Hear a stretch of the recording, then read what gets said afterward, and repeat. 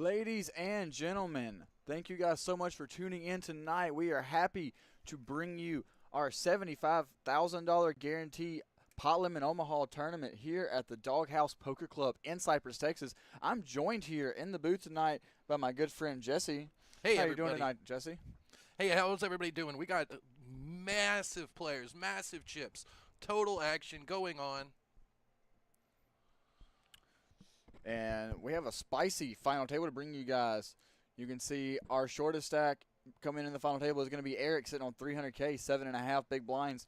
And our biggest stack is going to be Brendan sitting on almost 2 million, which is 48 bigs. Everybody else fighting between spots in between there. We see some familiar faces here. CD has played on our live stream here before. AJ is a frequent player of our live stream.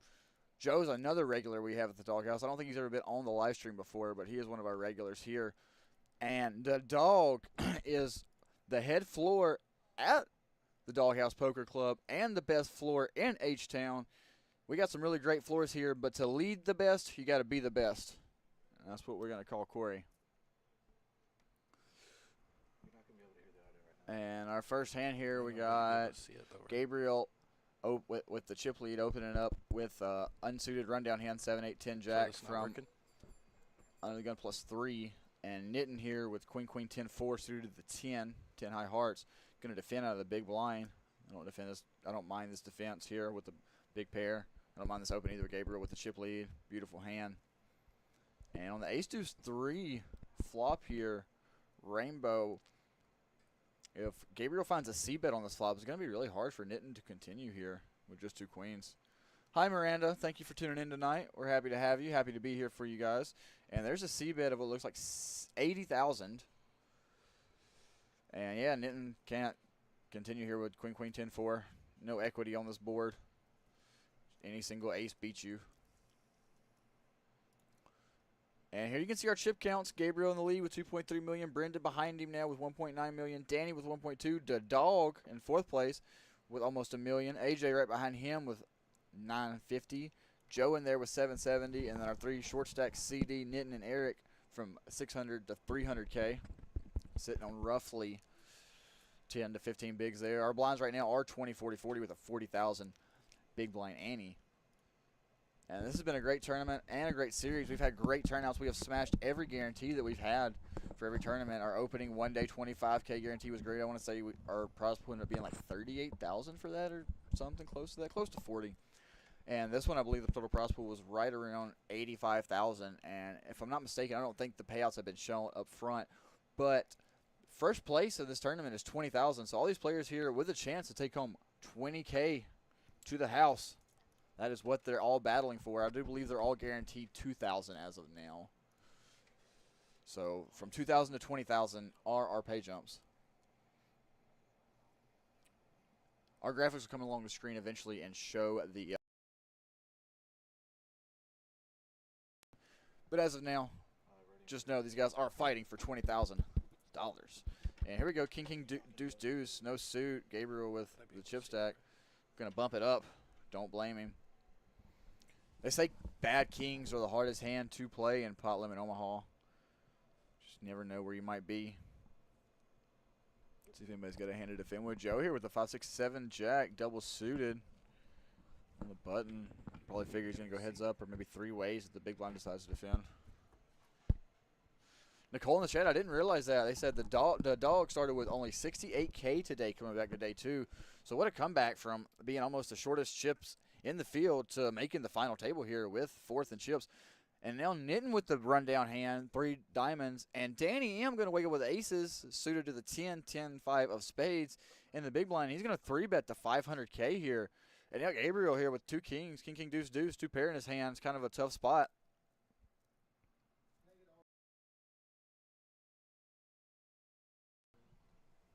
See what he elects to do with his kings here.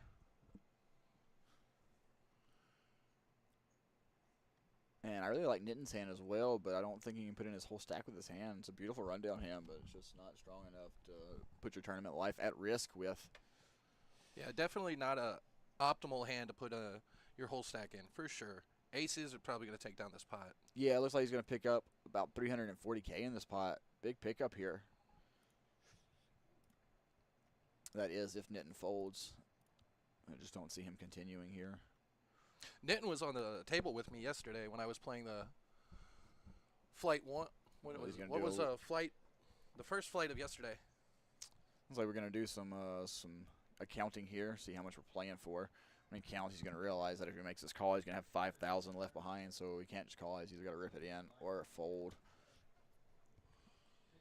Truly thinking about it, I don't blame him. It is a beautiful hand, but you got to assume that Danny on the kind of shorter stack, middling stack, is not going to be 3-betting out of the blinds very light. It's going to have aces a lot of the time. If he's got aces with ace X of diamonds, you're in really bad shape. Even Yeah, I wouldn't call with 10 big blinds with that hand. Definitely not. No. Playing deep, you always call with that hand, though. Playing 100 big blinds plus. Oh, yeah, of course. With 50 big blinds plus, I would call that hand. Yep, for sure. I agree. And again, our chip counts here. Gabriel with 24% of the chips at 2,275,000, down to Eric, and with 3% of the chip stack on the table. You know, we've seen players come in with 3% of the chips at the table and make some sufficient ladders. I do believe Timmy did it in one of our 100Ks and came in like third. He did come in third. I do remember that. 1 or 2% of the chips in play and floated his way all the way to third. It was a very good run. So just because he's got less than 10 bigs, don't count him out now. One double up and he's back in this thing. As Nicole Goodman is saying in our comments, the dog started with $68,000 today in chips, and he's made it to final table, and he is sitting with almost $1 million, 24 bigs. Yeah, he's our 4th chip stack, so that's a really great comeback or run up for the dog. As you say, all you need is a bag. That's for step one. Doesn't matter how little or how big you bag. It's always about what you do with it. I like and big on to bags. our next hand here.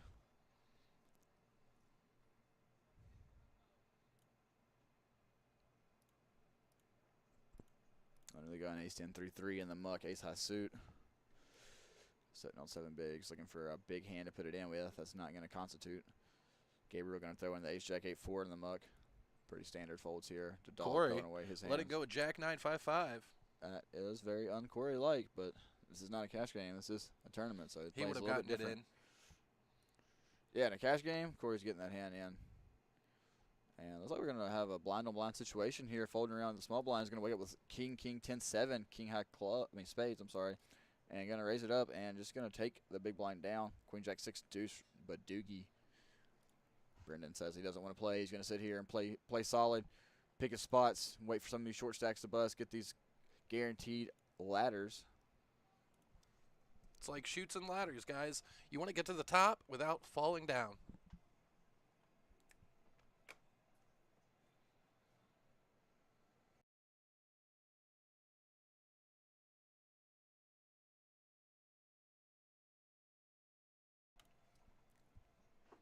And taking down the blinds in the small blinds always a good thing.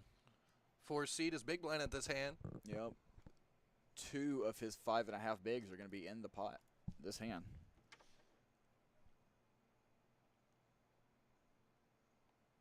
And the bad thing about when you're short stack waiting until you're big blind to play a hand or trying to find a hand to play is that your ante is the one that's in the middle, so you're not profiting that much if you win a pot out of the big blind, whereas if you take down a pot from the button or even under the gun or any position that's not the big blind, you get the other person's ante as well as their big blind. So you're picking up 2 bigs, and if you're not in the small blind, you're picking up 2.5 bigs.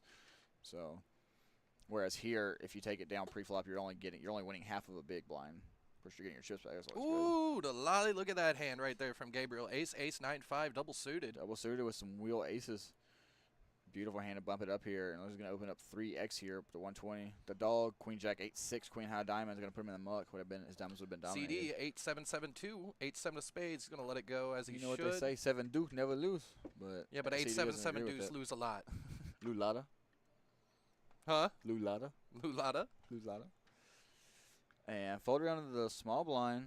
Looks like he's throwing his hand in the muck. And now the big blind.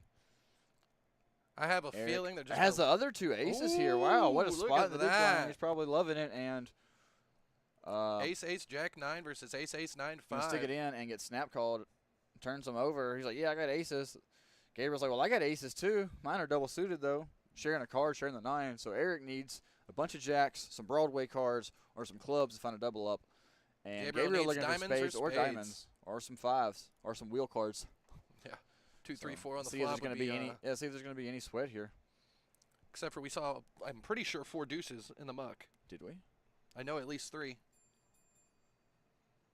See if there's going to be any kind of sweat here on the flop. How about like king 10 of diamonds? That way both players have a potential of scooping. No. King 10 of diamonds, 1 club on the flop, and then a club on the turn just to make it extra sweaty. See what happens. In the city of Houston, all you want is sweats. Waiting on the flop.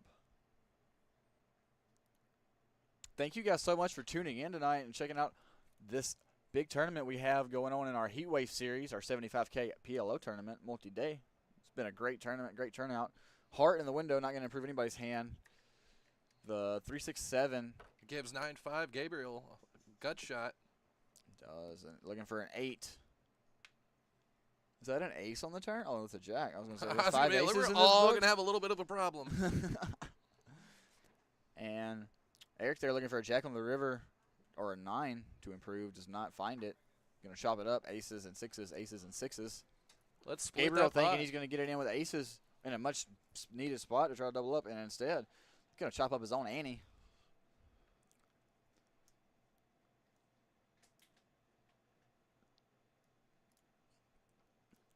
Not even sure if he broke even in this pot.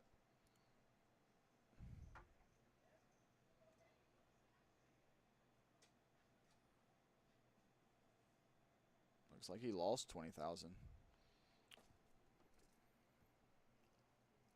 And we have a graphic malfunction. Eric did not bust. He is not in 9th place. He does not win $2,000 yet. Still has a chance to win more. Had a little misclick back here, but we're resolving the issue now. So we're going to get a chip count so we can see how many chips he's got. Looks like he's got 290. So he lost, what, 10K in that pot? That is what he lost. What's up, Guts? Thanks for tuning in tonight, brother. Glad to have you in the chat. Tell your friends, share it. Yep, just share it, send it out, get the word out. We got some action here at the doghouse. Got some sweaters. Gabriel in the chat for Danny the Crab Malone. Go Dan, hashtag doghouse. Yeah, get the word out, hashtag doghouse. And right now we do have a mixed game tournament, 3-game mix, dealer's choice. 2-card, 3-card, 4-card, or 5-card. All high. Fun tournament. Some good action. If anybody wants to come in, hop in that right now. You can start with about 30 bigs right now. Plenty of chips to do some work with. And on to the next hand. And if anybody's wondering, we have the amazing Elizabeth in the box that's about to be pushed out by our dealer, Sean. Just another quality that we have at the doghouse. Top-notch dealers. Top-notch everything. We have top-notch food, top-notch staff. Full kitchen, full bar. Whatever you want, doghouse can provide. 2 security guards all day. Sometimes 3. Yeah, sometimes 3, depending on the day of the week. Mm-hmm. Do believe we have 10. Oh, Joe here folding the King Jack 10-7 double suited. Danny with Jack 9-6. Gonna bump it up. The cutoff in around to small blind. Gonna muck. And, Gabriel in the big blind also gonna fold. Going on to the next hand. Miranda, there's no understanding PLO. You just put in the chips and hope you win. It's the Houston way. Mm-hmm. Pot, and some more pot. I'm pretty sure that's you would think it's a Cheech and Chong movie, but it's just. I was about to say, Houston, I'm pretty sure that's why they legalized marijuana or decriminalized marijuana in Harris County. All the pot limit action.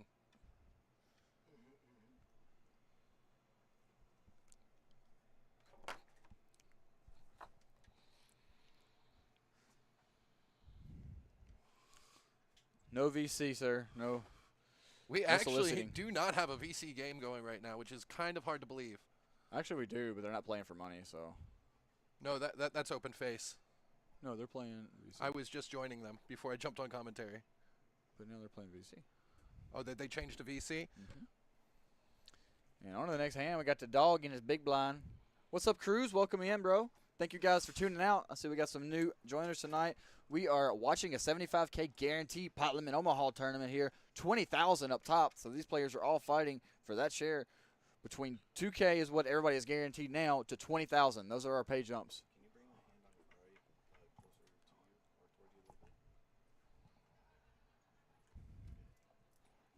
We got a guts poker favored to win. Brendan.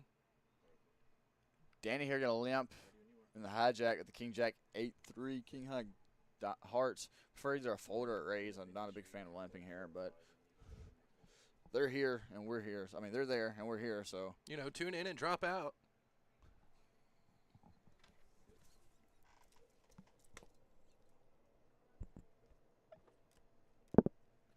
And Eric here going to over limp on the button with Jack 10-5. It looks like we're going to go 4 ways, letting the blinds in here. The dog with ace king 8-4, ace high clubs. And on the king queen 6, 2 clubs, the dog I have a feeling. Top pair, top kicker, and the nut flush draw. Gabriel with a queen high flush draw and Eric bottom 2. open-ended.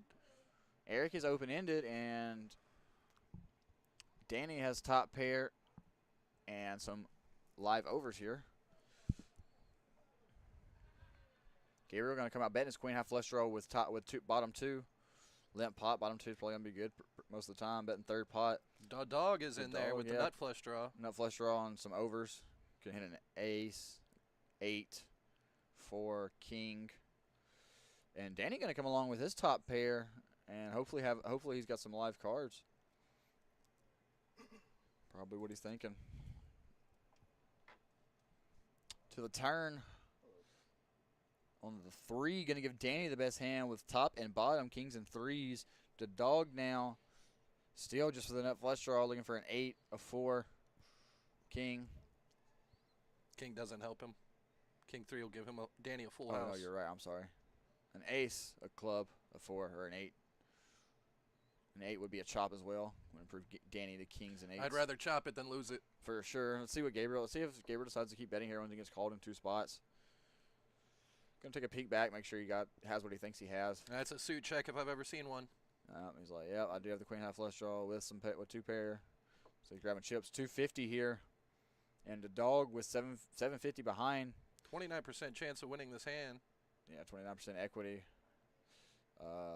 See if he elects to call or if he likes to go ahead and get it in. What's up, Tanner? Welcome in, bro. Thanks for tuning in. Glad to have you. And the dog may be thinking about folding here, kind of grabbing his cards like he wants to fold. In a bad spot here.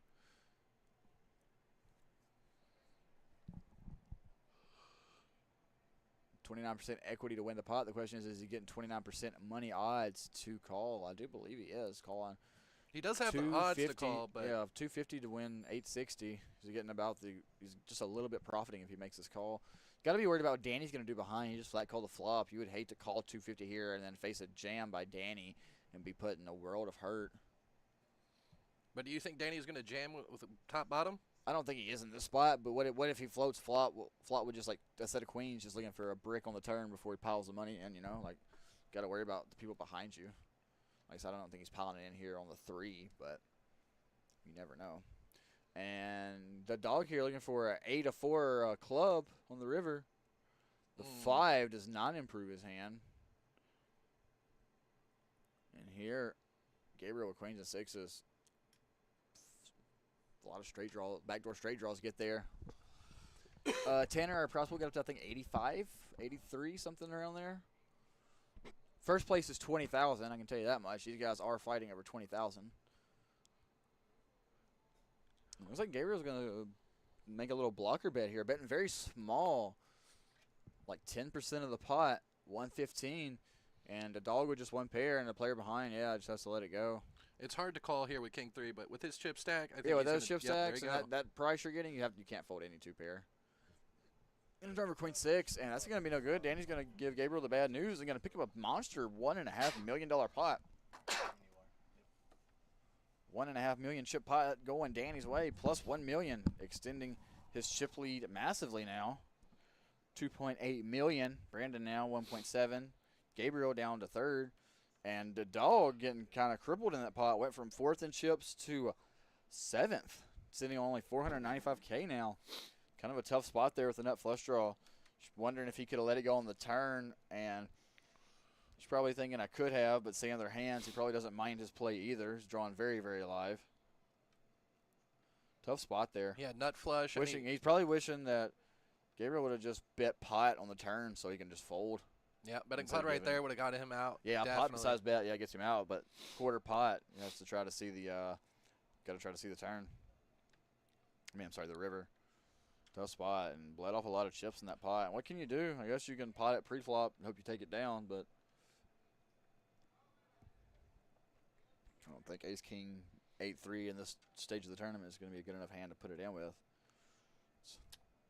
Let's see what's going on this round. Yeah, let's see if the dog can make anything happen this hand out of the small blind. Try to get some of those chips back. If anybody can play short stack, it is the dog. Best floor in H-Town. Here at the doghouse. All Cypress, The floor, Texas. the ceiling, the window, and the wall.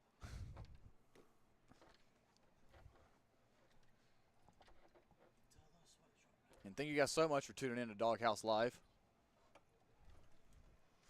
We appreciate you guys very much.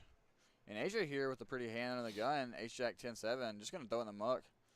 Nitton, let it go. Danny's calling with 6-6-7-9 in later positions. A little bit loose, but not too bad with the chip lead. You want to be seeing a lot of flops here. And Gabriel here with ace, king, queen, deuce. Ace high diamonds. Going to bump it up to 150, looks like. 3xing. And the dog going to have to muck whatever cards he has. See what he put in the muck. Queen 5-3 deuce. We call hands like that the Indolfo special here at the doghouse. That means you say PTH and pray for the best. PTH and flop 3 deuces. That's what you want to do.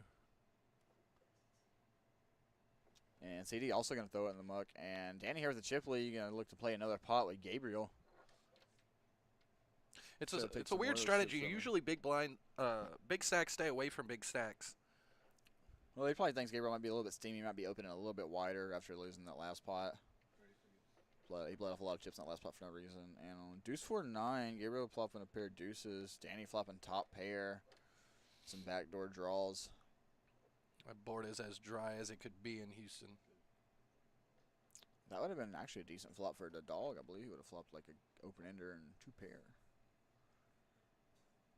And the 3 of spades can give Danny a gut shot and a 7.5 flush draw.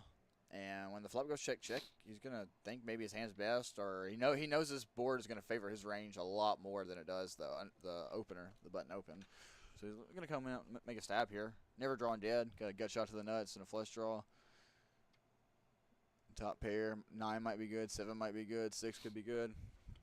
If we're not already good. And Gabriel going to throw his bottom pair away here, knowing that this board favors Danny's limp calling range a lot more than the button open range. I don't know if anybody noticed, but Tanner is asking what the prize pool got up to. Isn't I did respond. Oh, you did? Yeah, I'm sorry. I believe Once it's again, for everybody, it's 82,000. 85K, if I'm not mistaken. It's like, yeah, it looks like 80,650 is the There you exact go, number. 80,000. So we crushed this prize pool by a bit. Yep. We crushed it for our opening tournament, too, the 25K one day. I believe we got up like 38 or 39,000. It was like pretty crazy, honestly. It's crazy turnout, 140-something entries. And on to the next hand here. The dog going to be the button. See if he can make something happen.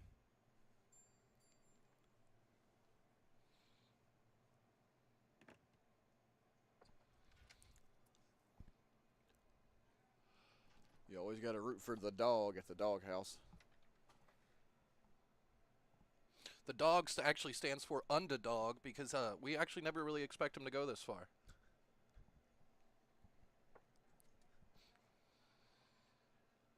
Sick needle, man.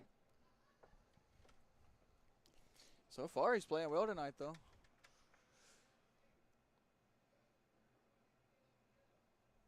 That is correct, Nicole. We have a 150K guarantee coming up this week, starting Wednesday. No Limit Hold'em multi-day tournament. Here you can see it on the screen. Our Heatwave Series main event, 150K guarantee, $400 buy-in starting Wednesday. Having 2 flights a day, Wednesday, Thursday, Friday, and Saturday, and a turbo Sunday morning before the restart on Sunday, I believe at 2 o'clock.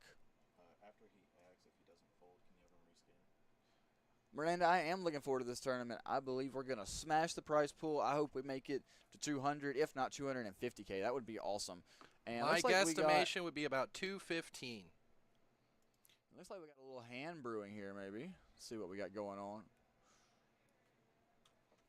6-6-4 deuce. Blind on blind action, 6-6-4 deuce. That would be a good hand to raise with if we were playing Badoogie. We are not playing Badoogie, though. And on the King Jack 3. We got AJ with a flush draw, 8 high. AJ going to bet his 8 high flush draw.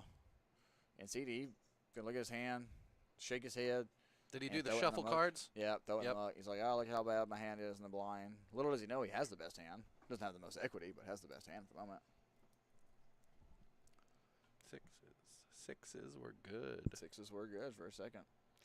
And yeah, for the 150K guarantee, we do have a $1,000 double bag bonus. So if you bag more than once, every bag that you get after your first one is an extra $1,000 in your pocket.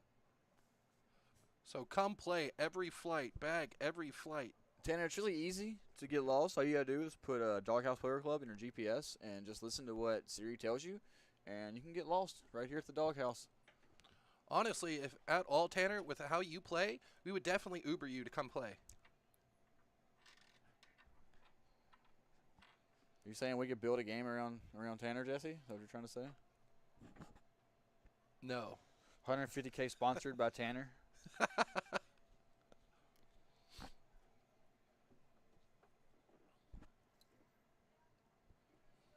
All right.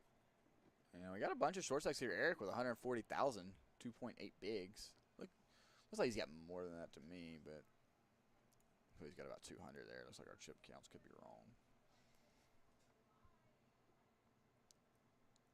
The dog down to 470K, to a little less than 10 bigs. CD with a little over 8 bigs. There we go. CD with the dealer button. We just got our graphic updated. Small blind AJ, big blind Joe. And Nitten here even with 8 bigs as well. So a lot of short stacks here in this field. Danny here going to limp in with the chip lead. Ace, queen, 9, 4, queen, high spades. Going to put his chip lead to the use. Going to be seeing some flops. That is the thing about PLO. You always just want to see flops. It's a flop dependent game. And Gabriel just going to limp in the hijack with ace, queen, 10, 3. I guess if he had ace high hearts, he'd probably open. And without ace high hearts, he probably just limps.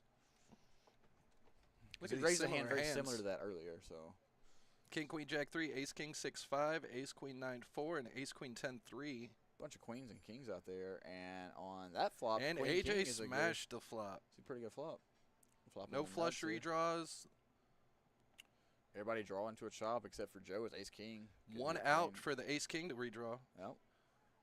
Looking for the one outie. 2 outs for the ace queens to redraw.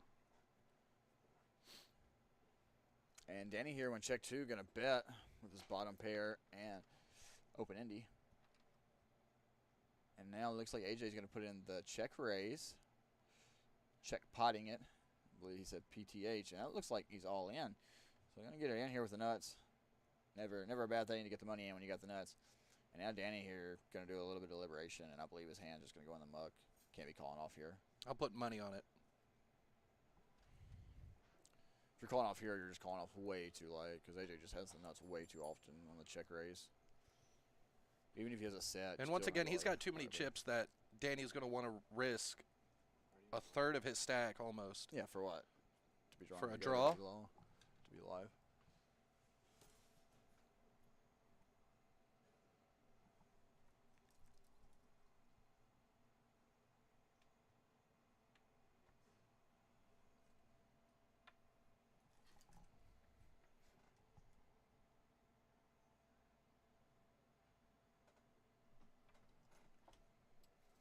Danny here still deliberating. Probably thinking, well, maybe an 8's good for a chop. Not very likely, not often. He's going in and out. Thinking about it really hard here. Now, what are you hoping AJ has? Just like a similar hand with you with clubs, or just think he's going crazy with like a set and a club draw? I just don't. All AJ's hoping right now is don't have clubs, don't have clubs, don't have clubs.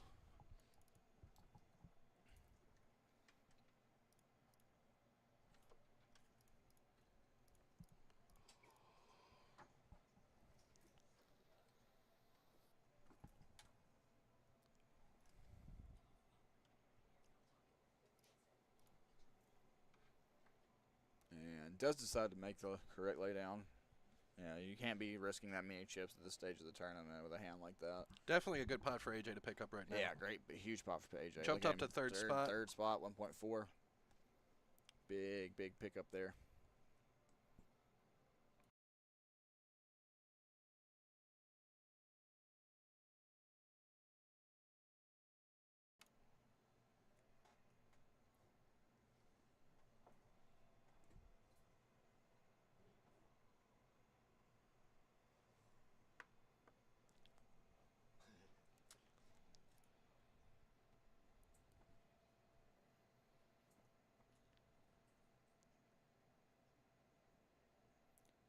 And guys, I'm going to step out for just a second, go use the restroom, leave you guys with Jesse. I'll be back in like 2 minutes.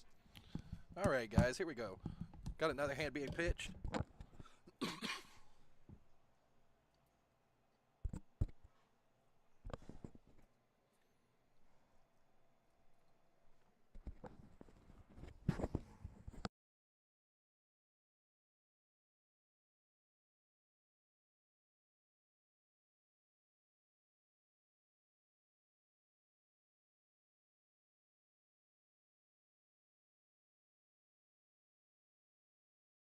The middle. Brendan King 10, blank blank. Eric's got Ace Queen 10 6, 3 of the same suit. Dry guy Ace. He's putting the chips in.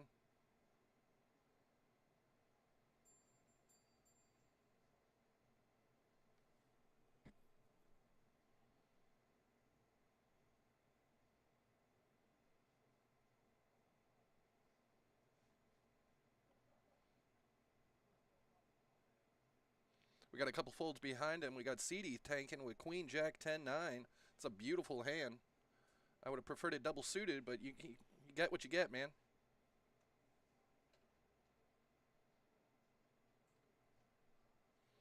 And CD decides to put all his chips in the middle, doing the stand up. As you see, CD's got our doghouse hat on. AJ's got King, Queen, Queen 3. 1 suit, 3 diamonds.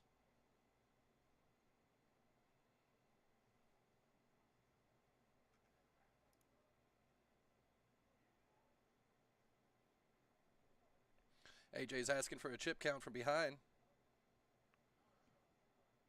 Deliberating on if he's going to put his chips in the middle.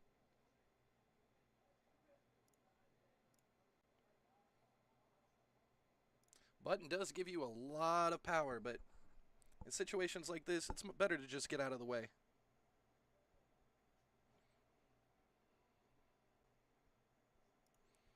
A small blind lets it go. And Nitten lets it go.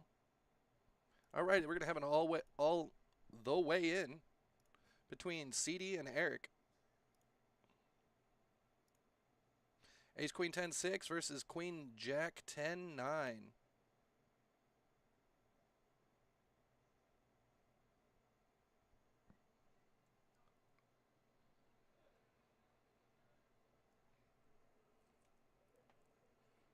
All right, let's see our first 3 cards.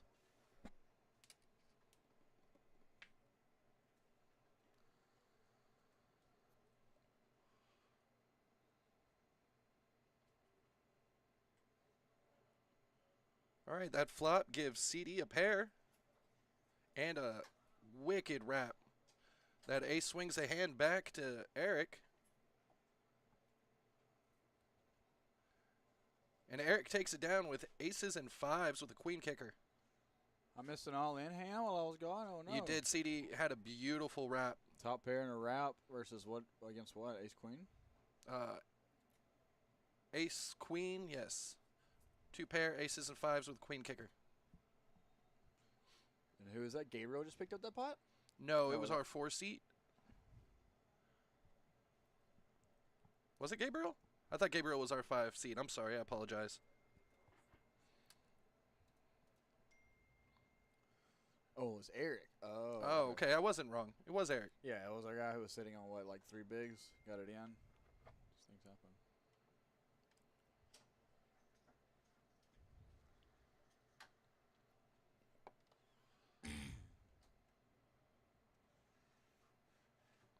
All right. Does appear that Joe is our button now.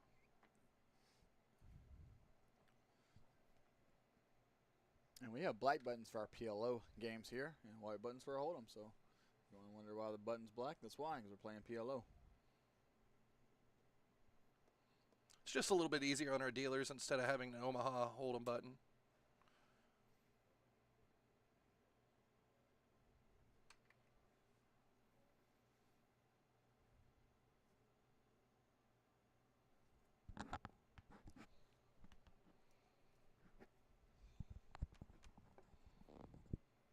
And A7 deuce deuce in the muck. Eric decides to let it go. Make big double up, give him some life. Gabriel wakes up with kings, one suit.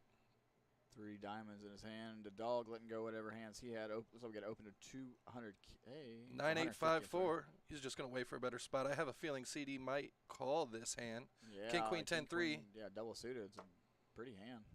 Sitting on 6 bigs. Like, is he going to get it in here? What's he like to do? If he likes to get it in here, he's going to actually be in pretty bad shape against kings. It's like the one hand you don't want to see. You'd rather see aces than kings, I believe. I feel like he might going to let it go. Discipline laydown. Wow. It's a strong laydown. CD is one of our more disciplined PLO players that walk in our doors every day. For sure. Definitely. Definitely one of our more solid, disciplined regulars. I really like CD's game. I think he plays really, really well. And Danny here going to defend the big blind with a queen 10, deuce 6. 10 high diamonds. Little does he know he does not want to see diamonds. And going to follow the pair in the window. Top and bottom. Queens and 6s. Gabriel here with kings. Blockers to some Broadway cards if Broadway cards come. Looking for a king or a jack to win the pot right now, though. As you can see at the top of our screen, all of the other kings have been folded, and 2 of the jacks have been folded, so he's technically drawn to a 1 outer. Uno. The gentleman is looking for Uno. Could also turn a diamond, like the 5 of diamonds would be a great card for him. Keep a gut shot and flush draw.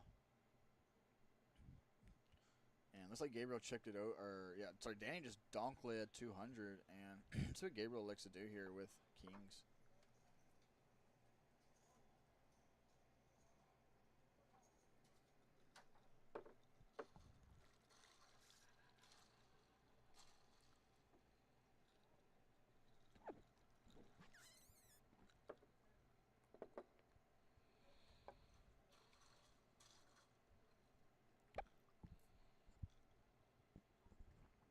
Gabriel here. He's got to be thinking the same thing we know, that this gentleman obviously has 2 pair. And with no redraws, nothing even if behind, he doesn't have 2 pair, he's got some sort of wrap or straight draw or some kind of hand that's probably got a lot of equity against just kings. And Alexis to lay it down knows there's a lot of short stacks in the field. You could just be sitting here waiting for some page jumps, or he's going to just put it in with an overpair here, PLO. And it's not advised to stick your money in on without repairs and PLO on boards like that. I'm still learning that myself. Yeah, Jesse gets aces or kings, and he's like, pot, if you can beat it, beat it. Put it in. Put it in. Put it in. You got it, you got it. I'm in. I'm all in. I hit him with the Raymond. If you got it, you got it.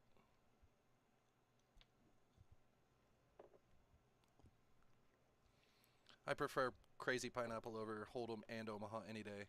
Do you?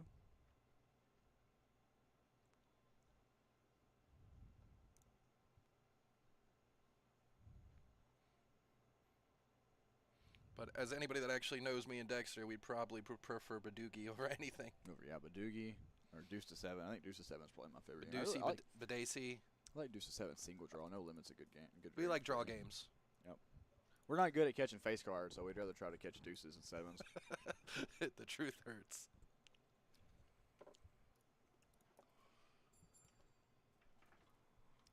I don't know about you, Jesse, but I really suck at making pairs. It's hard to make a pair in this game. Very hard. Eric's got a pair here, though. Pocket 5s. Gonna put him in the muck. Gabriel waking up with king, queen, 10, 8. King high hearts just gonna limp in. The dog throwing away 3 hearts. CD is probably going to let go of this hand. Yeah, I don't like it off of 5 bigs. Just wait for a better spot. I love the CD shuffle. If anybody's noticed how CD plays, he shuffles his cards at least twice before he picks them up. When and I play looks with at them. CD, I love when he shuffles his cards and then he doesn't do anything else. He just like looks at them because then you know he's folding. If he shuffles them twice and then he sets his little card protector, he's probably raising.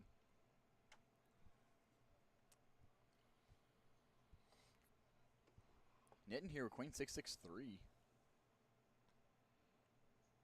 5 bigs on the button. You just gotta let it go, bro. Button here. love, though. I mean, Button love. Gotta let it go, I think, here. It's just, I'm not saying I'd play it, but I'm just saying button love. when you only got 5 bigs, you gotta find a better hand than this to try to put it in with. You can't be just limping and losing one big and trying to see a flop with hands like that. It's not advised. And on the button, you got 7 more hands, so it's your big blind. And on the Gabriel hits with a pair. Gabriel gonna flop a pair and a gutty. Nobody else really having much of anything here. Danny's got a gutty to the wheel. Hey, the turn is a powerful card. Brendan also has a gutty to Broadway and a pair, but it's just so to flow here. Betting 100K third pot. I'm sorry, it looks like half pot actually. Yeah, it was getting a couple of folds here and does take a stab with the best hand and take it down. Good bet here by Gabriel. And here you can see our payouts finally. Everybody guaranteed 2K. 8th getting 2,500. 7th 3,200. 6th 4,000. 5th 4,900. 4th 6,300. 3rd 8,000. 2nd getting 13,000. And first place taking home $20,000 USD. That is cold hard cash, ladies and gentlemen. Grocery monies. You can maybe even buy a box or 2 of diapers with that kind of money. Box or 2. Don't get carried away. Babies are expensive.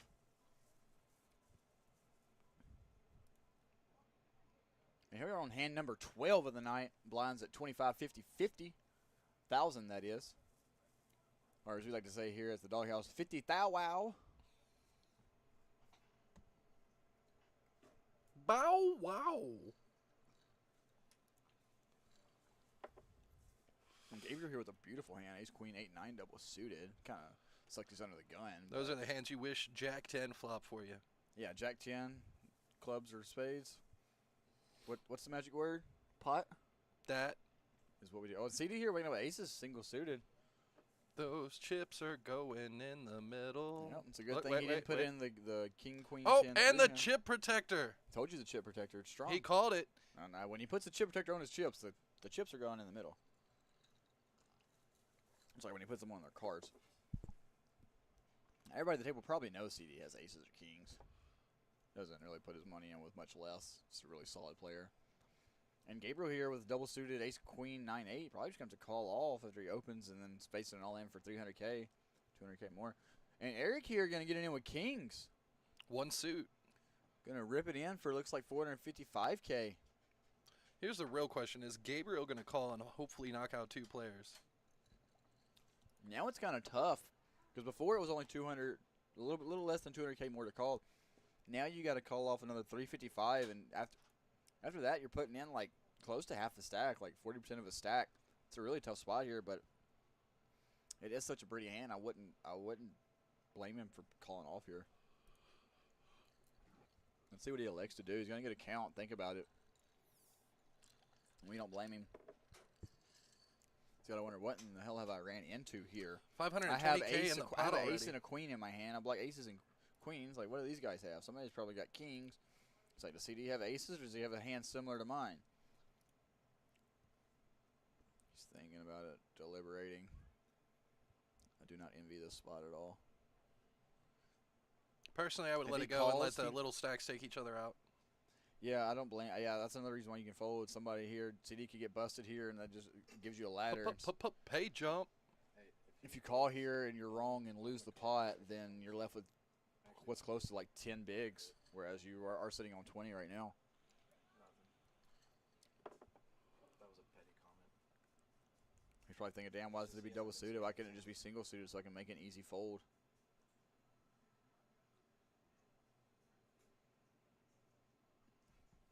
Corey.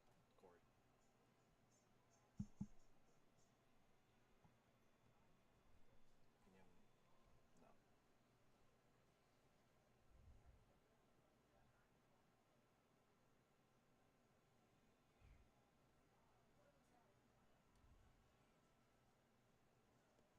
And looks like he lets it go. Good fold here by Gabriel. Disciplined fold. And All when he right, let's sees see the these- aces when he versus the sees kings. the showdowns, he's probably going to be glad he folded. I have a feeling by the river he's probably going to wish he had called, but for now he's going to be glad he folded aces against kings.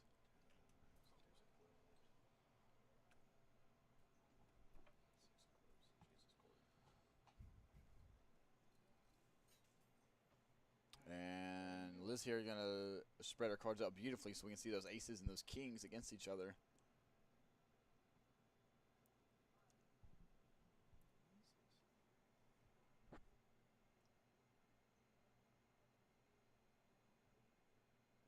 Good. 3 in the window.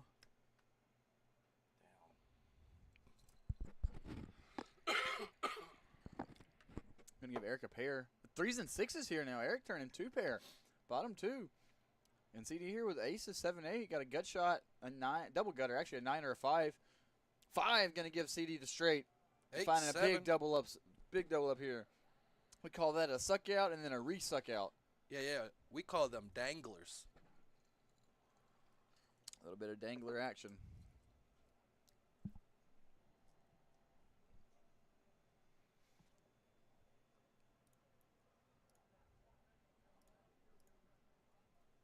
And here you can see our chip counts, Eric, sitting on 200K, Nat Nitten sitting on 280K, and the dog on 470K. And you can only play so Nitten when you only got 280K. You got to try to make something happen.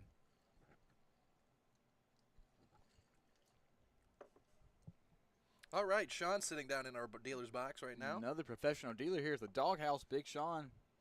Thank you for coming out and supporting our live stream and getting in the box, showing them how to do what you do best.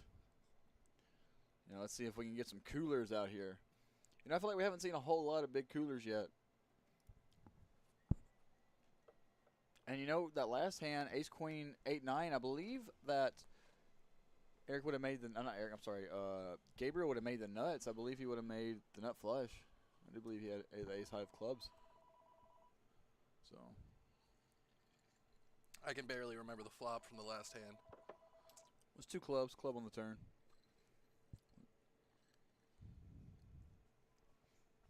On to the next hand here, the dog under the gun, sitting on 470K, and to make something happen, he's got to put in 100,000 on the next hand, and then 25,000 after that. That's going to leave him with about 350-ish, 340,000 left if he doesn't make anything happen in this orbit we have coming up. If you want to gamble a little, you got to put the chips in the middle. Can't win if you don't play. Let's see if he wakes up with anything to play with.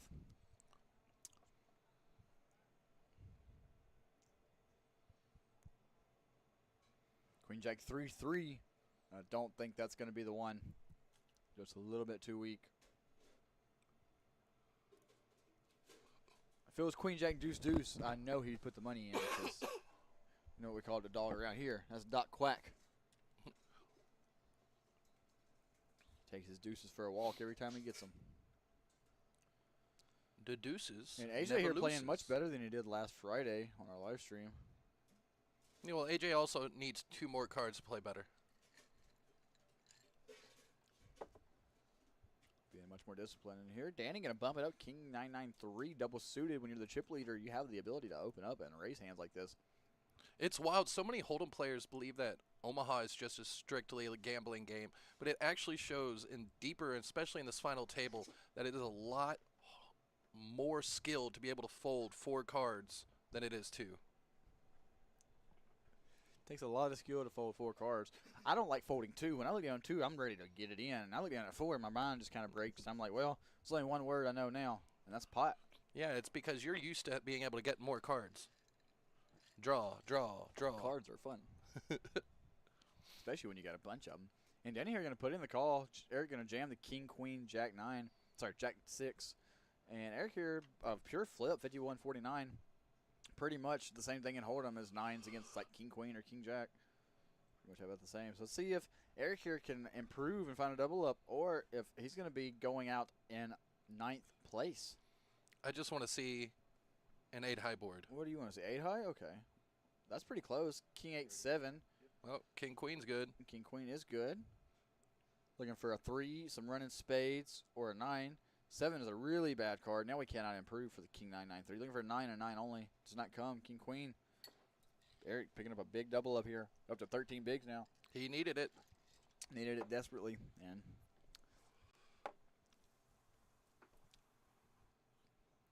did get rewarded. Now Danny here with 2.6 million. Brandon 1.6. AJ 1.4. Gabriel 1 million. CD them was 800K. Eric right behind him with 750.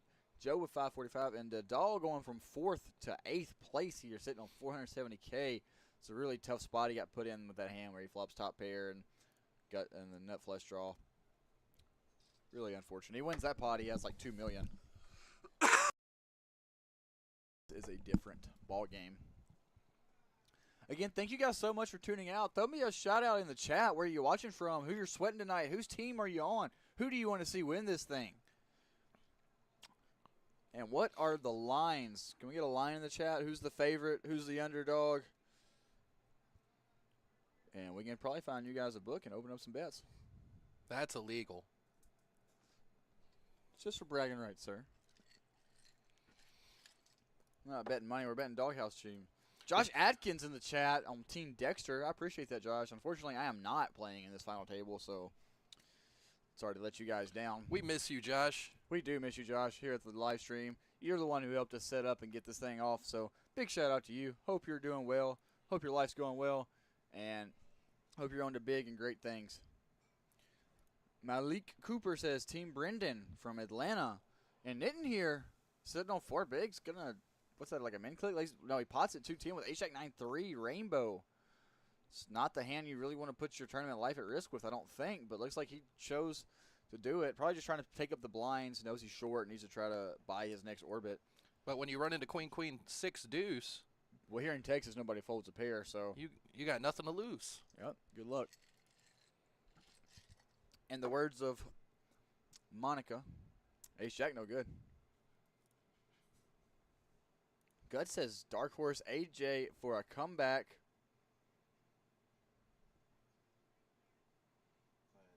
Randy Slocum says CD. CD. Gut says CD would like CD to make a good run. Yeah, I like CD. CD's a good guy, man. Like we Couldn't said go to a better earlier, place. CD is a and very top 2 here for Ooh, look at that. Now Queen's in a bad spot, looking for a queen and a queen only to improve. Really getting in pretty good here. Just got to kind of fade the ace. And instead, didn't make 3 pair out of his hand. Rick in the chat saying, yeah, that's right, ace-jack no good. It was good this time for top 2 on the river. And Nitten here with a huge double up, much needed. Ace-jack and PLO plays a little differently than ace-jack and Hold'em, though. It's still a gutter. A gutter's a gutter when you need it. And now the playing field's a little bit more evened out. We got some big stacks, the top 3, and then everybody else is pretty even except for our short stacks, Joe. And now the Dog is from 4th to last. You hate to see it, sitting on 5.8 bigs. Just lost this big blind, lost 100K in that hand, going to lose 30K in this hand. Our blind just went up. We're at 30, 60, 60 now. That's a lot of chips. Yeah, it's 150K in orbit. Yes, sir. Playing 9-handed, so every 9 hands you got to lose 150K. It's really tough to maintain on these stacks. Especially for our short stacks, they have to make something happen. And PLO's a tough game. It's really hard to pick up good hands consistently in PLO. You know, in a Hold'em tournament, you're sitting on 6 bigs, and you look down at an ace rack. Often enough, you can jam and try to pick up lines. But in PLO, it's really, really tough. I think it's harder to pick up a good hand in PLO than it is in Hold'em. It's really tough to pick up a good you're hand absolutely in this game. right. There's no question about it. It's easy to jam when you have an ace little.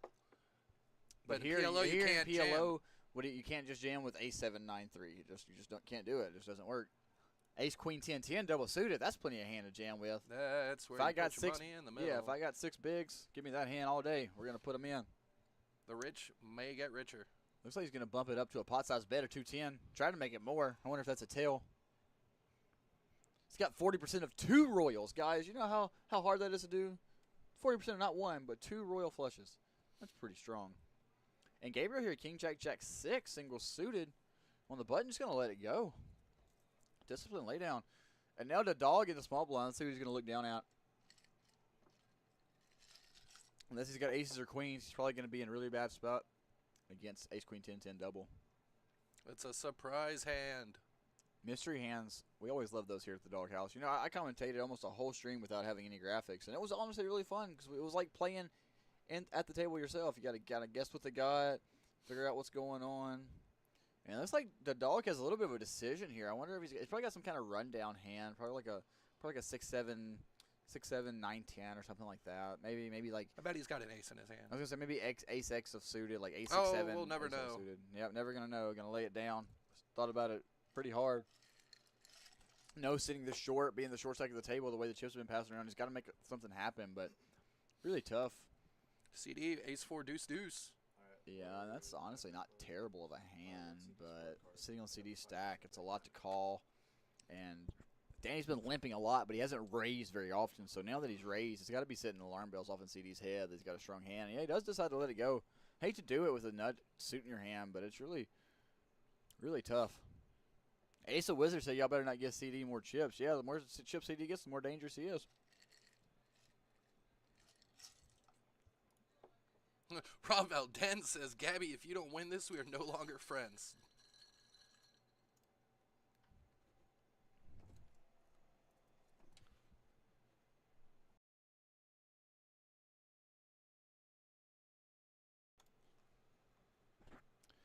Yeah, Gabby, that's a lot of weight on your shoulders. You got to take it down, bud.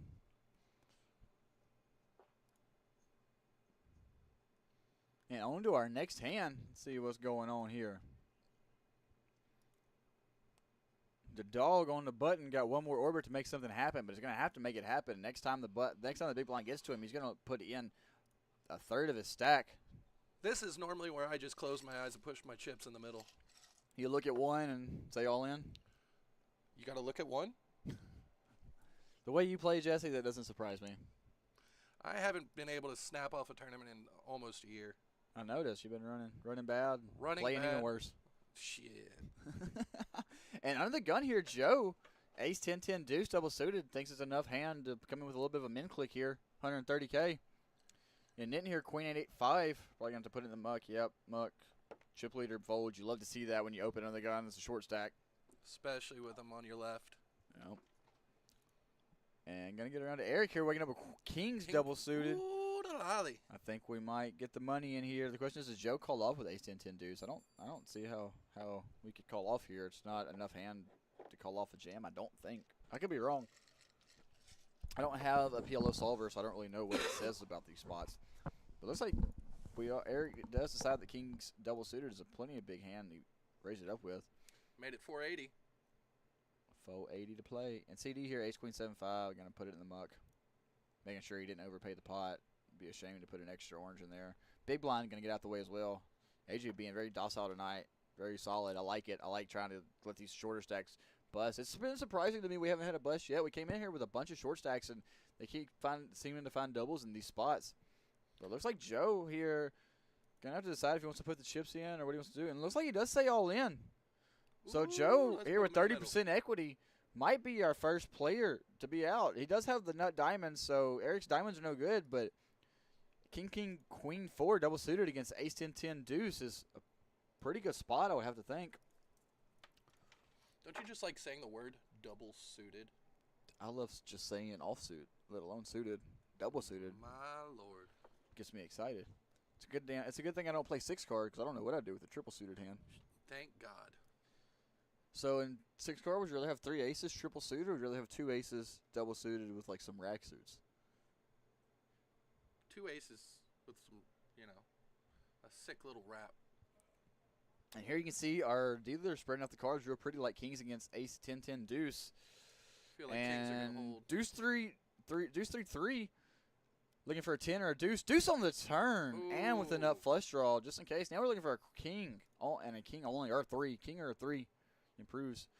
Does not find it. And Joe here going to get a huge double up and leaving Eric crippled with 3 bigs. Gets it in so good against a pretty mediocre hand, I would say. And that's PLO for you. The Quack, variance quack. will get to you. Quack, quack.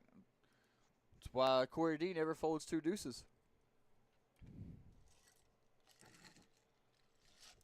And what a sick run out, especially for our shorter stacks like the dog at the table. He thought he was going to get a pretty easy pay jump there on the flop, drawn to an ace, a 10, or a deuce. What is that? That's 2, that's 4, and 3. That's 7. Drawn to 7 outs on the flop, like 20-ish, 27-ish% equity on the flop. Sick run out and a big double up for Joe back in this thing now, sitting on over 1 million chips. Plenty of bigs and plenty of chips to go around and play with. And we are on to the next hand. And guys, don't forget, next week, or this upcoming week, I should say, starting Wednesday, We have a $400 buy-in, 150K guarantee, no limit hold'em multi-day tournament. We have 2 flights a day starting at 1 o'clock and 6 o'clock on Wednesday, Thursday, Friday, and Saturday, and then a turbo flight Sunday morning, and I do believe that starts at 9 or 10. I'm sorry, guys. I don't know the exact details, but no, Josh, we're trying to give WSOP vibes here. We want walls of chips. We want people to build castles. We approve of castles here at the Doghouse. If you can't build a doghouse out of your chips, you shouldn't be playing at the Doghouse.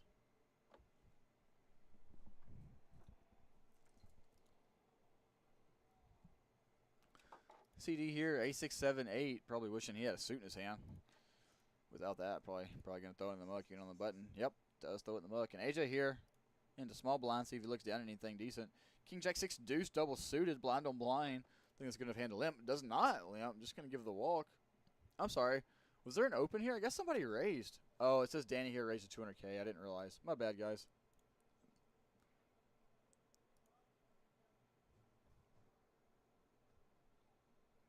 And Danny the Crab alone taking down another pot here, still extending the chip lead. 28% of the chips in play next to the next biggest stack with 17%. In a good spot here to make some big ladders and make a deep run. See if he can keep it up.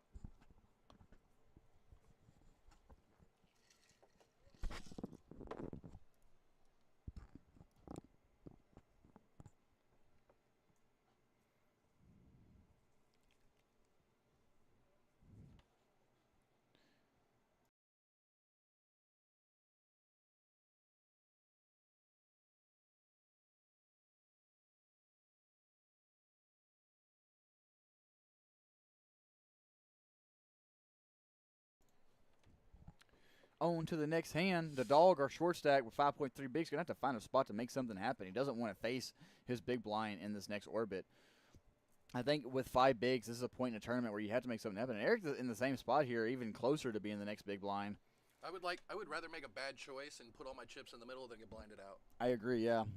With 5 or less big blinds, so you're in a spot where you can't be your next big blind because you're putting half of your stack in, and you just pretty much have to call off with any random hand at that point. So it's better just to pick a spot and just kind of stick it in. We said the same thing. The dog here, King Queen 7-4, double suited. This might be a spot he might want to get his chips in. The only thing he's got to be thinking about is Eric only has 200K. He's got 3 bigs, and his big blind is not next hand, but the one after that. So he's got to think that he's going to be all in pretty soon and might elect to fold his hand, just looking to try to get a pay jump, having a short stack left act behind him. But still, I think it's still a close call to put the chips in because you still have to find let's say even if Eric busts out by his big blind, the dog is only guaranteed a $600 pay jump and has to be the big blind in the next 2 hands. So he has to find a hand to put the money in with and find a double up. So I think it might be better just to go for the double up here. The question is, are you playing for the pay jumps? Or are you playing for the win? If you're playing for the win, maybe put the money in and hope for the best. Let the cards fall where they fall. If you need the money, if you need the $600, you need the extra buy-ins, make the fold and try to get your pay jump. All depends on how you feel. And he's facing a limp from Danny, so he knows if he jams, he's going to get at least 1 caller. That's another thing you got to really think about. Facing a limp, the guy's never folding to a jam. Chip lead ain't going to fold to that. Yeah, and he knows that. And he knows that King Queen High is never good pre-flop when he gets called. He knows he's going to always have a pair, so he's going to have to hit. So maybe that's why he's going to like to fold. I think maybe if he does, if Danny's not limping, if Danny folds and he gets to Corey, I think he might put it in with his hand. But facing a limp by the chip leader, he knows he's going to get called. It's kind of like when you're playing with Shin on your table. Like you don't make weird moves because you know you're going to get called.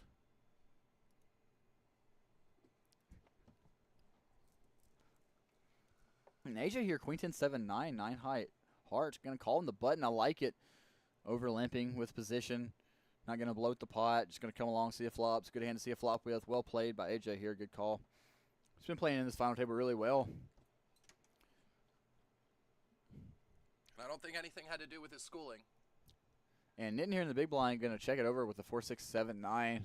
Little gapped up rundown with 3 spades. Danny with the nut spades. 4 so to the Nitin flop. does not want to see spades. 4 to the flop of Ace Jack 5, all clubs, and nobody here flopping a flush. Joe flopping top and bottom. Danny flopping top 2. Danny flopping top 2, and Danny's the only person with even a single club in their hand. I think this flop's going to check through, and it looks like Danny just says pot. He's like, if these guys have a flush, they have a flush. But I'm the chip leader. I flop top 2. I'm gonna put some pressure on them. Yeah, if they got it, they got it. I got the 10 of clubs in my hand, so I'm blocking the third nuts. So, and he could even get some folds out of some smaller flushes. Like if AJ had like 9-7 of clubs, I think like this pot size bet here on the flop would get 9 high and 8 high flushes to fold. So this is probably a good flop bet. I wouldn't fold from somebody that opened up with a massive chip stack with 3 cards to a flush in the thing, because who's going to bet that in that position, you know? So if I had a smaller flush, I'd snap off my whole stack into it. That's fair, but I'm saying some players might not. Some players might decide to play nittier and decide to fold there. And the point is, if you're going to go for a bluffing hand, it's always good to bluff with a hand where you have equity. So he's got top 2. He's always drawing to the nut boat unless somebody has top set. I had the same thing happen to me yesterday when I was playing. I had a full 5-card, 6-card wrap. Top set calls. No luck. Hit it, Wrap then no they good? hit it. No, Yeah. they hit right Wrap on no the good. turn. Then they hit it right on the river. And what a lot of people don't understand about PLO is that big wraps like that are a favorite against top set on the flop. On the flop, you're like a 5 or 7% favorite with the big wrap. With a whole 19-card wrap, you're a favorite on the flop. And a lot of people don't understand that PLO's a drawing game. So they don't understand that you can get your money on the flop with top set and only have like 25% equity heads up. If you're up against a wrap and a flush draw and you have no redraw and you just have top set, you got to pray for the board to pair. Because if it doesn't, you're in a really bad spot. Yeah, in Omaha, you can actually not even have a pair and just have enough of outs that you can actually have a better advantage than someone that does. That's what I'm talking about. You pair. can be, with a wrap and a Easy. flush draw, you're a favorite against somebody with top set. That's insane, with no pair. And here you can see Eric, our short stack, going to put it in with the Jack 10, 8, 6. And that's probably why Corey decided to fold his double-suited hand earlier. He knows Eric's going to have to put the money in very soon and have to flip for his tournament life. And looking to get this pay jump here. And the dog going to muck CD here. Like I said, ace 9, 7, 3. Hold him. Ace 9's plenty of a hand to get it in with. What are PLO? the odds everybody folds to him? Very unlikely. I believe it folds to the big blind. I think the big blind's going to call off without even looking at his cards. Didn't might even call off here with ace, queen, 6 deuce. Knows Eric's going to be putting in with a really wide range because he's so short.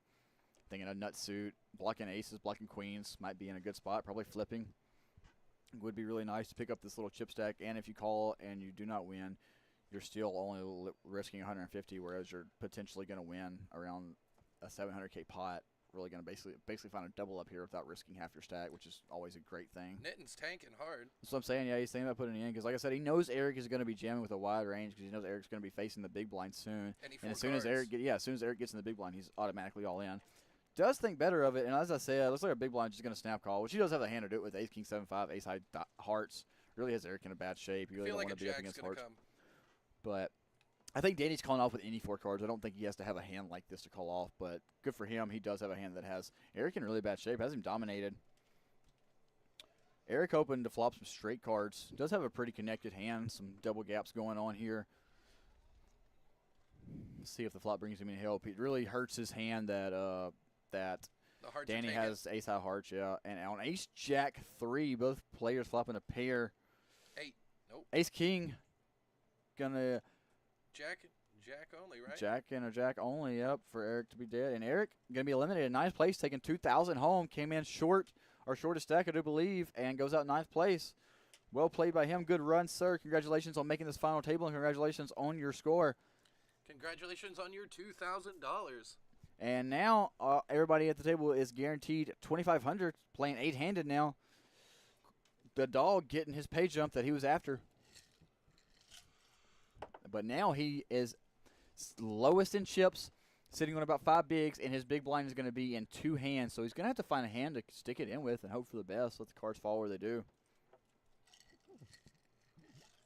And our aggression, Danny is 40%, Gabriel's 37, and Eric 23. And that makes sense, seeing our chip stacks. You know, Gabriel was really deep at one point, had the whole table covered, was playing really aggressive, and now Danny has the chip lead. So of course he's going to be playing super aggressive, especially in a PLO tournament where you have a 2-to-1 chip lead on the next biggest stack. You're just allowed to just kind of push them around. And the great thing about PLO is especially when you have a big chip lead like that, like calling off hands, any 4 against short stack shoves is just so standard because you're always going to have at least 30 to 40% equity in PLO. With any 4 cards, no matter what you're up against, you're always going to have at least 30-ish% equity. Like I think getting in 24% with 24% equity might be the worst you get it in PLO. CD here, ace 10, 7, 7. Going to put it in the muck. Discipline fold 2. Running the gun +2. See if AJ wakes up with anything. King 4, deuce, deuce. No good. And now with Joe raising out a turn in front of him, he knows that that's happening. So he's just gonna throw the deuces away. You know, Joe, ace, queen, queen, 9, ace high spade's gonna bump it up. I like this play more than the ace, 10, 10 deuce double suited hand, but I guess he knows he's got to make something happen. And now Danny gonna come along with ace, queen, 7, 9, queen high diamonds. And that's going to price the big blind to come in with a little rundownish type hand, some double gapped jack high diamonds. Little does he know he doesn't want diamonds. And Brendan somehow has more equity in this pot than Danny with what I would presume is to be a worse hand. And 8, 5, 10, Danny flopping open-ended. Brendan flopping bottom 2, and Joe with an open pair and a gutter looking for a jack ball.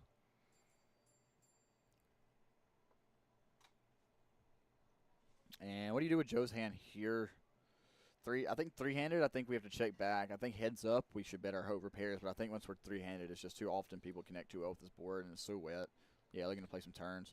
6 of clubs going to bring in the flush, and also going to give Danny the nut straight with the ace-high club dry guy. Let's see if he decides to get spicy with it. Going to go with a check. And I think this is a good play, because if you have the nut flush here, you're always just check raising. You're never just leading out. So if you're going to go for a bluff with the dry guy, I like check raising more than just leading out. And now Brendan here going to bet his bottom 2. Going to think when check 2 twice, it might be the best hand a lot of the time. Joe going to quickly release his queens. And now Danny here with a weird spot. Got the nut blocker and got the nut straight. Asking for a bit of count. A repop right here might Looks like he calls. And now the king of clubs coming in, making it less likely anybody has a flush. Danny here with the best hand with 7-9. check raise it. Check raise it. 1.1 in the middle. Big hand here. Big pot.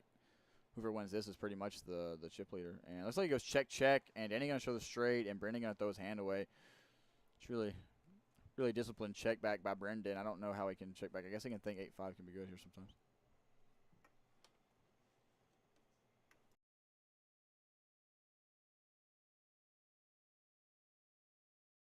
But yeah, I guess he thinks that maybe bottom 2 can be good here a sliver of the time. It's just so rarely good. I'm surprised he doesn't turn his hand into a bluff. And I don't know if it would have worked with Danny blocking the nut 3% flush. I mean, 39%, way more than 3%, sir. He's got a monster chip lead now, almost 400K, whereas the next biggest stack only has 1.2. Yeah, so he's got 3 times the amount of chips. As the next biggest stack, yeah. And now the dog going to be under the gun. Look, he's walking. This is a bad time with sitting on 5 bigs. Looks like, here we go. He's walking back up. Going to make something happen here on the gun. Next hand, if he doesn't find a hand, this hand he's going to put in 120K, which is a third of his chips in the middle. See if he can wake up with anything under the gun. And see, this is why I think he should have just put it in with the double suited hand earlier. I think it would have been better than just putting it in with 4 randoms here. But we're going to find out. We'll see. We'll see. We'll see. That we will.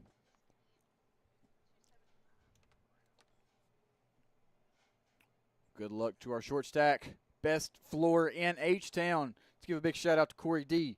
Running the doghouse like a smooth, oiled machine that it is. We love you here at the doghouse, and we would hate to see you go anywhere else but here. It looks like our blinds might have gone up. I don't think it says on our graphics, but it looks like it's 80-80 now. Yeah, they are. It does have 80-80 in there. So the blinds, ignore our graphics. The blinds are not 30-60-60. It's 80-80. So that means the dog only has less than 4 bigs. So, yeah, he's just going to have to put it in. And ace-10, 6-2 with 6 deuce of clubs. Not a great hand, but if he doesn't make it move this hand, he's going to be in the big blind. He's going to have to commit 160K, which is half of his stack exactly. So I think, yeah, with this hand, you're just going to stick it in and hope for the best. Let the cards fall where they fall. You know you got to make something happen. He's thinking about it, looking up the clock. He's like, can I afford to fold here? If I fold, I got to put in 160K next hand and then 40K the next hand. Does put it in. I wonder if he can just take it down. In what world does it go? Does it fold through? I don't think in PLO very often. Yeah, what is he facing 4 bigs. We can pray. Bigs. We can all pray together. Yep. Let's say a little word for Corey. Praying for Corey. To our dealer.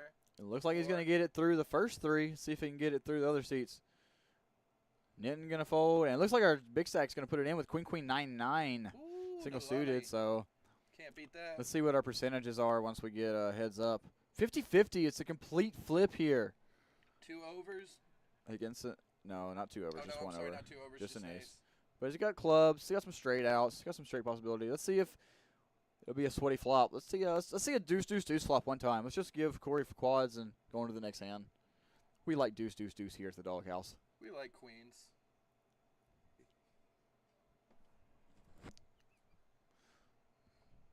Let's see, can we improve? 8 in the window, not going to help. 10, that's a good card. Flopping top pair, looking for a deuce, a 6, or an ace, or a 10. You see at the top of the house, 5 outs technically. And now And a 4, 4. picking up a gutter here. Looking for a 4, a 10, a deuce, or a 6. River's going to be the jack of diamonds. That's Not going to improve queen the dog's nine. hand, and that's going to improve Danny Not to a one straight with queen but 9. 2 straights. And the dog going to go out here. Hate to see it, but going to go out in 8th place, taking home 2,500. Good run, sir. Well played. We're happy to see you made it this far. But we Coming hate to back see from you go. 68K at the beginning of today. Good run, sir. Well, very well played. Come back, 6-6 sick run. Sick run. He was in a great spot earlier. He fluffed the nut flush draw with top pair and some live overs. All he had to do was win that pot, and he's sitting on 1.52 million. But Even better congratulations to the other 7 players that are still in the tournament. and laddering up, that's another ladder for those guys. And now our next shortest stack is going to be, looks like CD sitting on 7. I'm sorry, Nitten with 7 big blinds, and then CD with 7.7 bigs. I think the next ladder jump is 3,200. I do believe you're correct, sir. I do believe all of our players are now guaranteed 3,200, and then after that it'll be 4,000. And for a $400 buy-in, that is beautiful. That's pretty strong. This is one of the smallest buy-ins for a big PLO tournament I've seen in the city of Houston. It in is, a yeah, because usually the long, PLO long tournaments time. are bigger buy-ins like because you get 1,100, lesser entries like but 800. more action players. So, and guys, I've got to use the restroom again. I apologize, but I'm gonna leave y'all here with Jesse. Jesse, All right, no problem, Dex. I'll be here. alrighty. See you when I get back.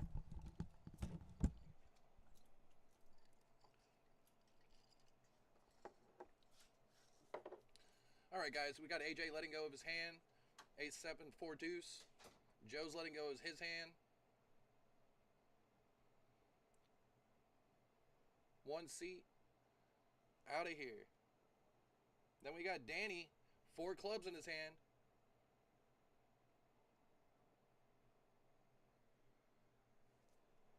Ooh, and Brendan, he wakes up with aces. No suit. Complete rainbow.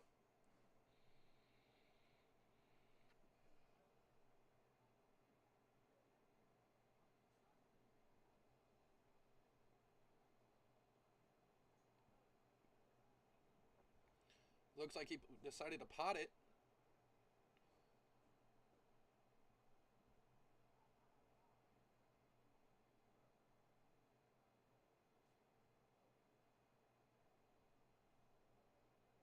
Three bet to 870,000. Gabriel would be all in to call. Definitely don't see him calling. That's a muck. I think it's down to Danny to see if he's going to call.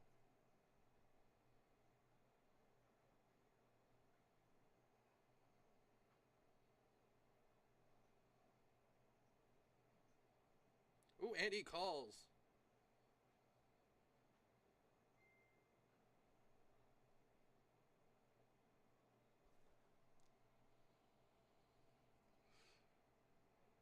Doing the chip calculation, see what's going on. All right, now that we got the pot correct, we're going to go to a flop. Nobody's all in yet, but I have a feeling it might happen soon. 1 club on the flop. Aces are still good right now. Danny decides to put the action in. Brendan's calling.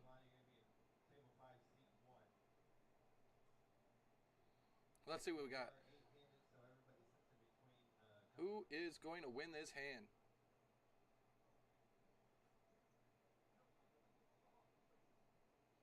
Danny's got 4 outs, 2 queens, an 8, and a 5. If you're still wanting to do an add-on, make sure you have a $50 or $100 out in front of you. Let me know. Dealers, please, I'll come by with chips. Not very many outs, but we'll see what happens. That's a 4. Adds 2 2s. Oh, no good. Aces and 4s with a king.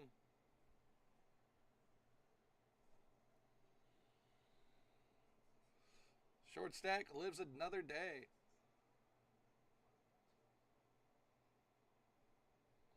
That put Nitten in the 6% of the chip stacks with 560% and dropped CD down to the short stack on the table. Dealer's choice, please. Pause. Don't deal a hand yet. I gotta get balance out the table. With 7 players left and Danny with 33% of chips in play, anything is possible.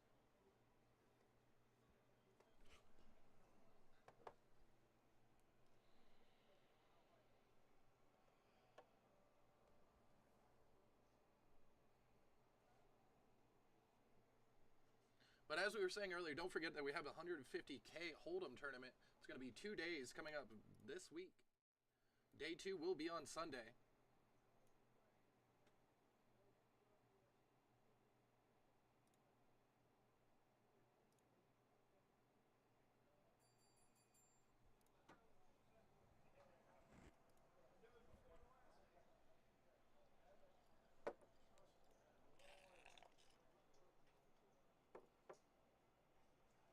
Players for my Gtd Plo tournament. You have about 30 seconds, 20 seconds left before you start dealing again. All right, we got Joe in there. Ace, Jack, 9-6, one's double suited. Nitten's waking up. Ace, Queen, 4-3. He's going to drop it in the hole. Danny just keeps getting good hands. Ace, King, 10-7. Dry guy, club. Suited king. Not a big fan of 3 of the same suit in your hand, but you know, everybody plays different. It's still only 1 out missing. CD has to let go.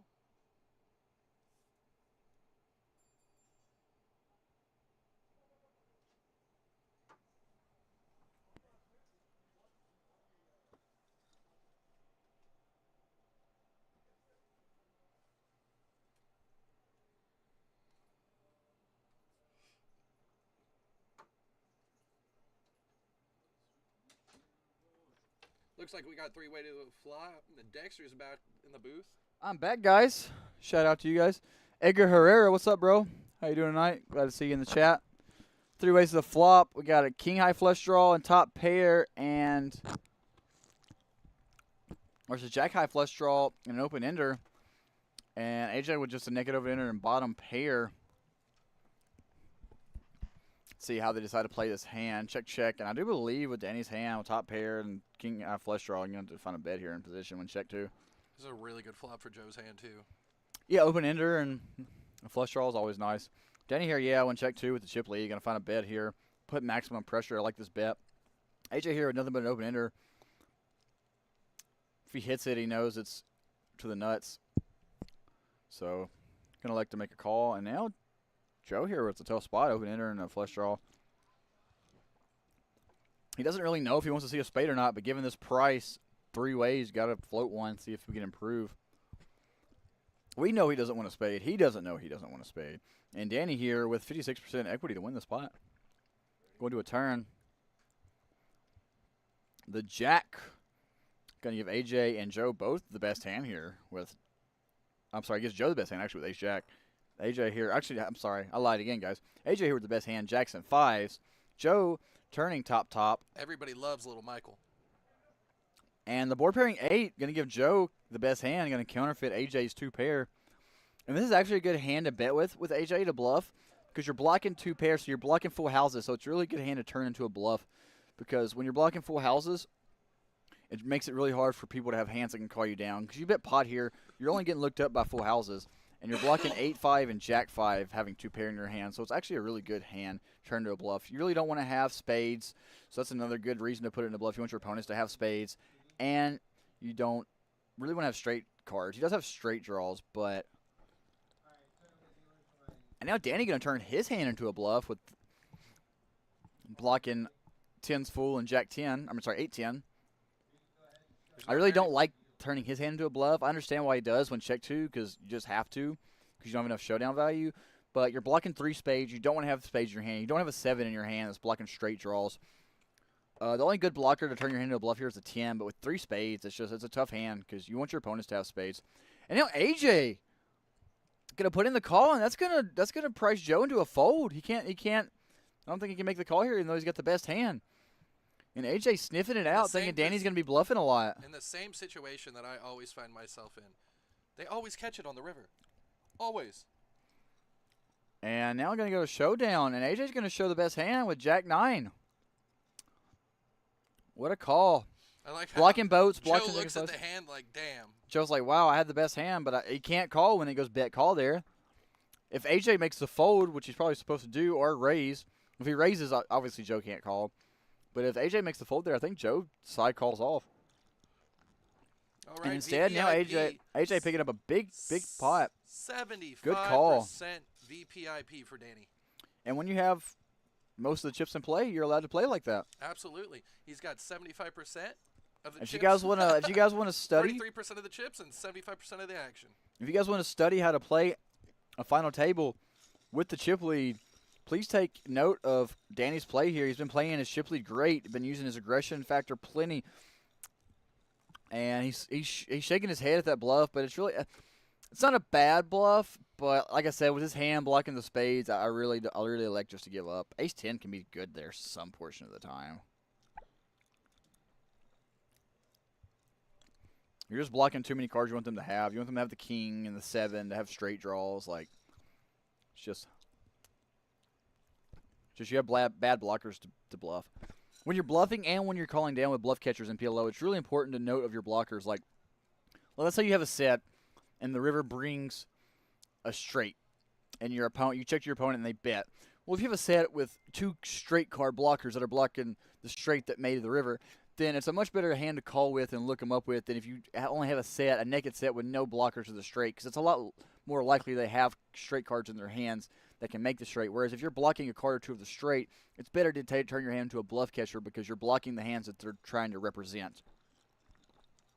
PLO is a very intricate game, and a lot of people think that PLO is just a gambling game, but truly PLO is a very intricate, skillful game where you have to use all the information available to you to make the right decision at all times. And here we got a few limps. Brandon going to limp the double paired hand, no suit, 5-5-3-3. Danny limping ace 10-10 deuce, 10 high hearts. Gabriel going to be in there with queen 9 deuce, queen high clubs, and CD going to make a discipline fold on the button with ace 10-7-7. A lot of players here would probably elect to make a call, but CD thinks better of it. And now AJ waking up with aces single suited, ace 9-3, ace high hearts, going to bump it up to 300K. And now Danny maybe still steamed up a little bit from the last hand. Going to elect to put in the limp call here. And I think that's going to price in Brendan and Gabriel to see a flop too. So it looks like we're probably going to go four-handed. Yep. Brendan going to flick in the pink chips. We call those bubble gums. Those are worth 100K. And Gabriel now coming in, getting priced in. Going 4 ways to the flop. Aces, 10s, queens, 5s, and 3s. Bunch of pairs all over the place. Every See time if anybody I hear the connects. word bubblegum, it just makes me think I'm here to kick ass and chew bubblegum, and we're almost out of bubblegum. So on the King 7 here, ace is going to be good. Having 4 players in the pot, though, somebody's supposed to have a king sometimes. So a weird spot And here. definitely 2 spades.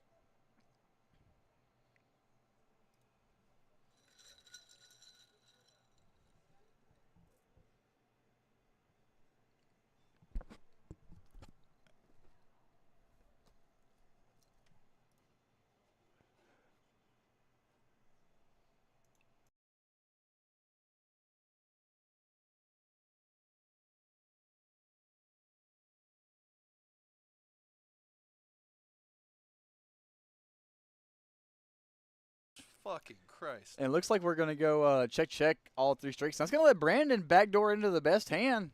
Backdoor into a straight with the 3-5. Who doesn't like a good backdoor, Dexter? Who doesn't like a good backdoor? I mean, where else are you going to shoot an intruder? In the face. They got to come through the back door first. Right in the face. Sorry, we're from Texas. Alejandro, that's our boy Jesse, and he doesn't really know much about poker, but he knows how to read percentages, and he's good at like saying, "Oh, this guy's got 52% equity." So I have no idea anything about PLO. And Brandon here gonna rightfully bet his straight. Gonna figure by the time he gets here on the river, when it's checked to him 3 times, it's probably gonna be the best hand. I'm gonna take it down. On the turn, when the flop checks through, I really like to see a bet by aces here. Aces and kings are gonna be the best hand on the flop. The only hand that's really going to be slow playing is going to be quads, which is king king, or like maybe king 7. Any other king X hand, like ace king queen, all these hands that aren't boats are going to be betting flop when they have a king. So I think when the flop checks through, if somebody doesn't have king 7 or 6-6, I think aces are going to be good here a lot of the time. So I think we should be betting our aces on the turn.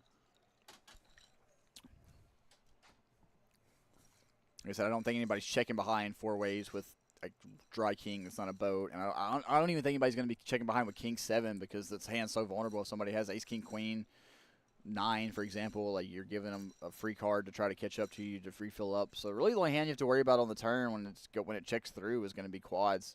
Anything else is going to be hard to beat aces in my opinion. I'm not really a great PLO player, I don't think, but I think you do better than good. I do. 9 out of 10 times. Well, I mean that's everybody in the room, Jesse. No, Houston has some of the worst PLO players. That's why we love it. And I can say that because Gabriel here, ace queen 9-7, ace high. Spades. Gonna bump it up. This is gonna make it 250. And something I noticed about this final table, we've been seeing a lot of like pot size opens and 3x opens, and I still think in PLO or any tournament when you're this deep in the tournament, I think min clicks are just more standard. We got Ben Johnson saying, let's fucking go, AJ, and Renee. We got Renee Mitchell in the chat. calling out Shauna Wright. Hey, girl, hey. And now Nitten here, ace king queen 9, ace high clubs, very similar hand to Gabriel.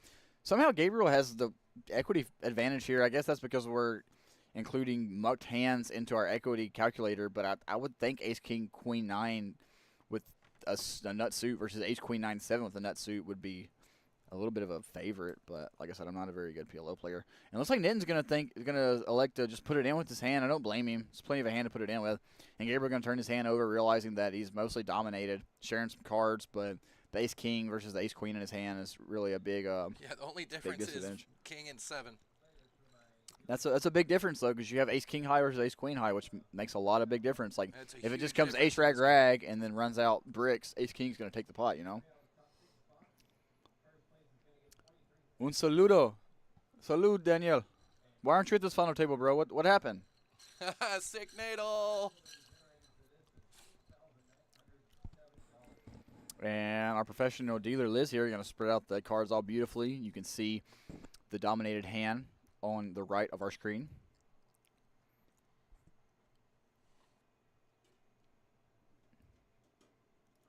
And 7-8 deuce, 2 spades, going to give Gabriel the best hand with a pair of 7s and the nut flush draw. 8 on the turn.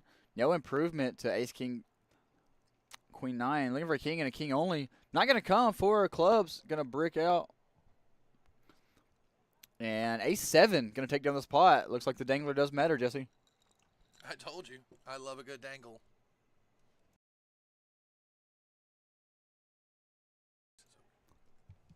And Nitten going out 7th place. Well played off of his short stack. Came in short. Played short the whole time. And made a couple ladders. Going to take home 3,200. Congratulations. And now every player left at the table now guaranteed 6,000. I mean, sorry, I lied. 4,000, guys. Guaranteed 4,000. So congratulations, everybody who has laddered up this far. And we are now all of a sudden 6-handed.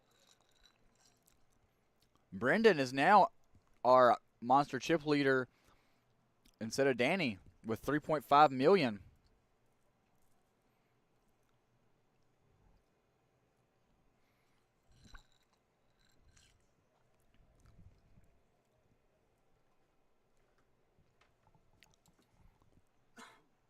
And I'm not sure when, but I know our players are going to be going on break soon, guys. And when they go on break, us in the booth also like to go on break. So should be coming up probably like a hand or two. I'm not 100% sure which hand it is. I'm excited. Because you know what happens on my break? You go busto? I like shots. Oh, I thought you were going to go busto. You can't always go busto on a break. Yeah, you can. Last hand before break, you're technically on the break when you get busted. Happens to me every time. Brendan here limping in the ace, king, queen, 10, king high hearts. I'd like to see an open. I guess under the gun, he's probably playing a mostly limp strategy. I wonder if he's going to elect to do a limp 3-bet here if somebody raises, or if he's just going to see a flop. Renee Mitchell says, I bet you do, Jesse. I bet I do a lot of things. And Joe here with a double suited hand on the button, just going to let it go. Jack 10-6, sitting on 5 big blinds, not playing around. A very confusing hand to fold. Well, I mean, he's sitting on 5 big, so he's got to find a hand to try to Gotta put it find in the with. right position and place. Don't And wanna here go we all in and go, jack a decently high. action flop, top with some overs versus middle Ooh, sets. Middle set. See if Danny likes to bet a set. Checks it over. I like this check. Very good check. And see if Brendan elects to bet ace king here. See here, the 10 of hearts He's would been be a playing disgusting so turn. tight, but I might have bit my tongue. Well, I think heads up here with ace king with some overs in position when check 2, I think is very fine of a hand to bet. You got a backdoor The flush thing draw. is, you're running into the chip leader with absolute domination and chips on the table. Well, Brendan has him covered, but I don't mind a bet here. But I think he's going to go check on the turn if Look, Brendan look, elects he to check. dark checked. He And now look- dark checked. Ooh, and that's a big turn card for Brendan, turning a king high of hearts and a gut shot. You can see at the top of our screen, he only has 5 outs. The rest of them have been mucked, but looking for a jack or a heart.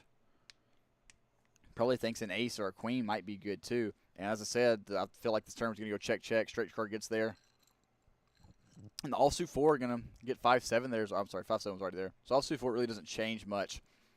And now if Danny elects to go with the bet here, I think with a 5 in your head, with your 5 in your hand, you can let go for a little bit of value here. You're blocking some straights, but it's also tough because what are you looking to get called by? Maybe a lower set or some 2 pairs. You bet small, 440K in the pot. I would say I wouldn't go any bigger here than like 140, like quarter pot. Let's see what he elects to do. Does it say pot? I believe he says pot. That's a very polarizing size and weird spot to go with what is now effectively third set. Yeah, it's a little strange. He's Yeah, it's definitely really because betting this size, I don't think you're getting called by any hands you beat. I mean, I think the only hands that call you here are going to be hands that beat you. Yeah, for sure. You might get called by 7-5, pocket sixes. 7-10. You might set get of pocket kings, sixes is 6-9. the only set that might pay you off. Everything else is I just don't folding. even see pocket sixes calling because on the flop. I don't turn, either. Yeah, because when you call flop, you have to have only something, set and that then you the beat straights with get there. pocket sixes is 4s, and you still lose 7-5, 10-7. Lose to a Set, lot set, of set, hands set. there, and you're not getting paid off by the top 2 pairs in the world. Whereas if you bet 100K there, top 2 is probably just going to side call off and be like, yeah, if you got it, you got it. But it's okay. Took down the pot. Leaves him open to be balanced in spots where he's bluffing there if he has some sort of weird bluff. He's not supposed to have very many bluffs in that spot, I don't think, when he goes check, call, check, and then pot. Not supposed to have any bluffs at all, but protecting his bluffing range there by potting the river with a set.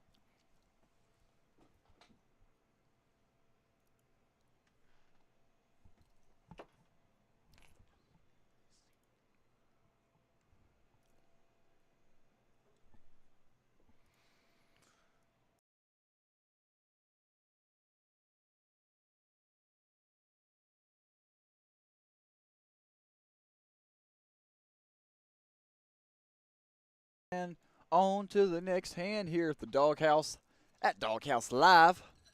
Thank you guys again so much for tuning out. And don't forget, next week starting Wednesday, Thursday, Friday, Saturday, and Sunday morning, we have flights to our main event of the Heat Wave Series. It's a 150K multi-day, no limit hold'em tournament.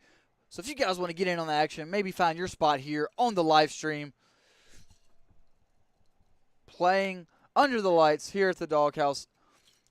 Come on in and show us some support and fire away at these day one flights.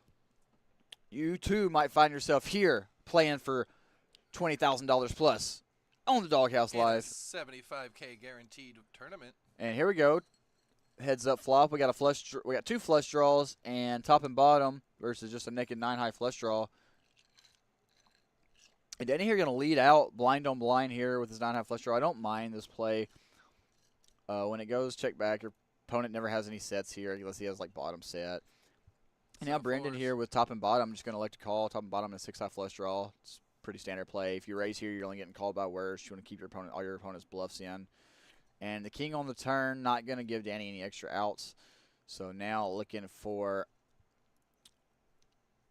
I'm sorry, it does give him extra. It gives him a gut shot. Now looking for a 10 or any club. And check it over Brendan. Let's see if Brendan elects to go for a bet here. If he checks it back. And the 10 comes in on the river. Going to give Danny the second nut straight. 4-liner to Broadway. I expect this hand to go check. I think Danny, no, I guess not. Danny elects, there's some value to be had here. I don't really like this bet either. Looks like he's going to go for a big sizing. I think you're only getting called by Broadway or the same hand. So I'm not a big fan of this bet either. But it does elect to make it. 400K. Big sizing. And the reason I don't like this big bet 5X. either is because A, you're only getting called by Broadway or the same hand, and B, if you get jammed on, it just puts you in a terrible spot where you can never call. And as I said, Brandon just going to throw ace 10 away here. Like I said, never getting paid off here in Danny's shoes. Not a huge fan of this bet.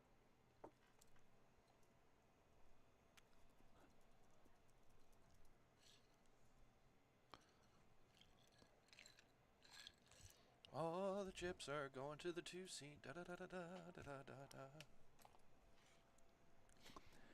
Christmas carols brought to you by Doghouse Poker Club. Doghouse Live We here haven't with Jesse. gone caroling yet, but we might start this year. That'd be fun. We go around Doghouse caroling. Doghouse.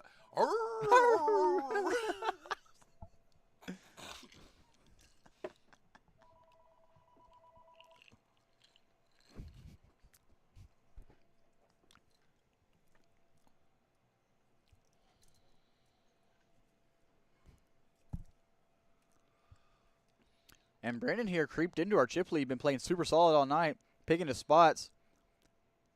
Backdoor to that one hand, which was a massive four-way pot that was raised, I think, to 300 pre. Who do you say would be your ideal winner for this tournament? The dog. Well, I meant besides the people that busted already. If CD had 1 million in chips and not 500K, I'd say CD. But the fact that he only has 5 bigs and he's fixing to be in the big blind, it's not looking too good for him. But overall, I think if we get in the spot over and over and we keep doing this tournament, I think CD's going to be one of the more overall winners because he's one of the more solid players. Joe as well. Joe's a very solid, Joe is good a very player. solid player. Very I still good player. just think CD is probably the most solid PLO player that we have walking in our doors daily. It's between him and Joe, honestly, and Barry. But the problem with Barry is everybody knows when Barry is in the pod, he has aces or better. Yeah, it's his face.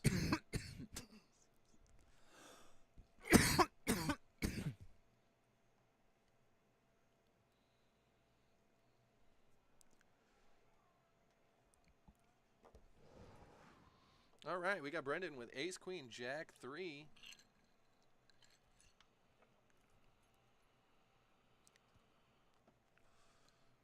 Going to bump it up here. I didn't expect him to be raising out of the small line with this hand as tight as he's playing. He was lipping in ace, king, queen, 10 earlier. So the fact that it raises here, I think the players, are going to give him a lot of credit.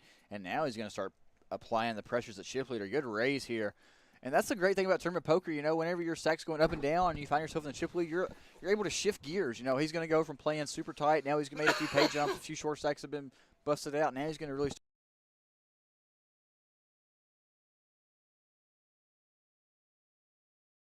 shortly before. So me and Jesse will also be going on a break now, guys. Thank y'all so much. We'll be back in about 10 minutes. Thank you very, very much. So Please thank you come guys back. for tuning in, and please be patient. We'll be back shortly. And thank you guys again so much for tuning out. Doghouse Live.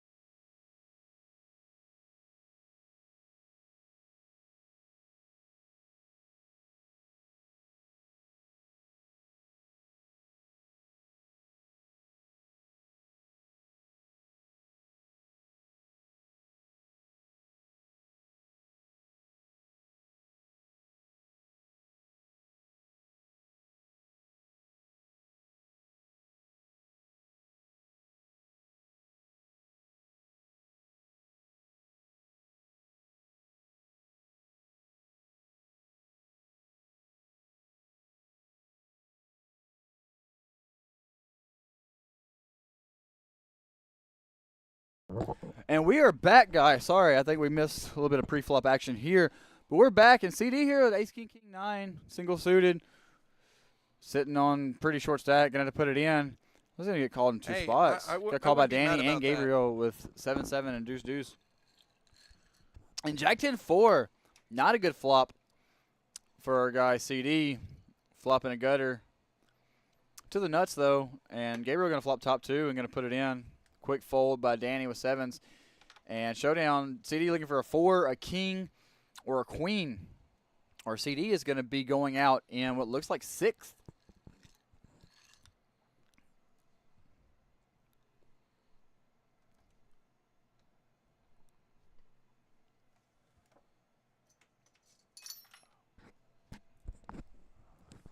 And ace on the turn gives CD a few more outs. Could an ace or a 9. But not going to come in. And Jack 10 going to take another pot. And CD going to go home in 6th place. Taking home 4,000. And now I believe 5 players left. 5 players left. Everybody guaranteed 4,900. Joe, our short stack, with 425K. Everybody else sitting close to 2 million. Brendan, our chip leader, with 3.3. And now the blinds are getting even bigger. I believe we're at 5,100, 100. So our short stack, Joe, sitting on 4 bigs.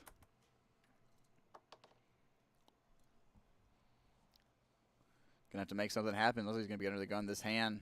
If he doesn't put it in this hand, next hand he's gonna put in half of his stack in without even seeing a single card. So gonna make something happen. And at this point in the tournament, the blinds are so big. You know, I think things are fixing to speed up and can start going pretty quick. You know, everybody was playing pretty solid, and it took a while to see our first couple of knockouts, but I think they're fixing to come pretty quick now. Yeah, when our big stack only has 33 big blinds. Yeah, stack starting to get shallow. You know, PLO's already a variance-heavy game, so I think we're just gonna have to see some fuck it. Somebody's going to make a mistake, but more likely luck is going to get somebody. Yep, I do believe it's going to be mostly luck. I think we're going to see some fuck it calls and some fuck it jams here, you know. Getting down into the nitty-gritty. And looks like Joe is going to elect to bump it up. Ace 10-7 deuce. Ace high diamonds. Figures the big blind next hand. He's going to put it in. And now the button is asking what's going on here. Asking how much the bet is. And with a 4-5-6-9 with 2.2 million, I blame him for deciding to gamble with his hand, figuring Joe's going to be opening a really wide range, being as short as he is. He's got to find a hand to put it in with. So, and it looks like that is what's going to happen. It looks like Danny might even be elected to raise here. He's going to do some inventory, figure out what's going on.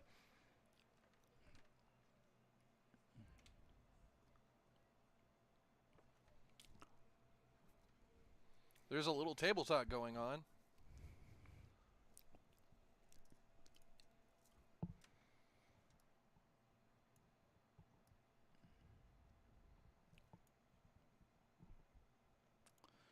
And Danny decides to fold it. Oh, I'm sorry. Gabriel does elect to call with Ace King Jack 6, having Joe's hand in pretty bad shape. And AJ here, Ace 10-10 deuce with Ace high clubs. Getting the money odds to call here, 33% equity. Getting about the exact money odds, actually, 33% equity and calling about 33%. A little bit less than 33% to see a flop. And AJ just elects to put it in. Ooh, AJ thinks Gabriel's hand probably isn't that strong when he's asking how much it is and asking for the count and all that, and just calls. So he thinks Gabriel's probably pretty weak here, and he's gonna price him out, and he's gonna think that 2-10s with an ace high suit is gonna be a really big hand against Joe's opening range, as short as he is. And he's right; he has him completely dominated. They're sharing 3 cards. AJ having a pair of 1, Joe just having a 10. There's only a live card in the hand, or diamonds, or some 7s. Guess he can flop 3 deuces as well. And Gabriel does elect to put it in the muck. And good play by AJ here, isolating the short stack. I really like this play. You know, last time I commentated on AJ's play in our cash game, I think everything I said about everything he did, I said I didn't like. But everything he's done tonight, I agree with. He's been playing very well. Solid this very time. solid. Very solid. well. And I think it's going to end up paying off in the end. I think so too. I think he's going to make it down pretty. He's already made a deep run as is, but I think in this spot, Joe needs a lot of help. This is one of the spots where I told you in PLO, it doesn't matter what you have. He lied. And AJ going to flop a set of 10s here, and Joe almost dead, and his turn dead. No outs now going to the river. AJ going to win a big pot here. 1.2 million going AJ's way with a set of 10s. And Joe's going to be eliminated in 5th place. Congratulations, Joe, on your run for it, taking 4,900 home. Can't be too upset with that.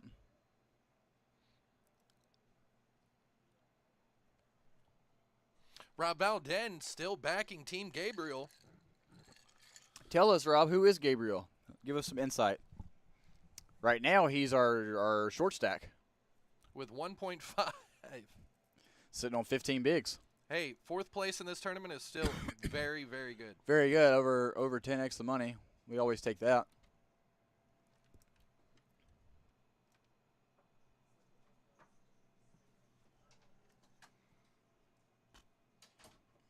And now we're down to 4-handed, guys. Everybody sufficiently deep for as big as the blinds are. Short stack on 15 bigs. Deepest stack sitting on 33 bigs.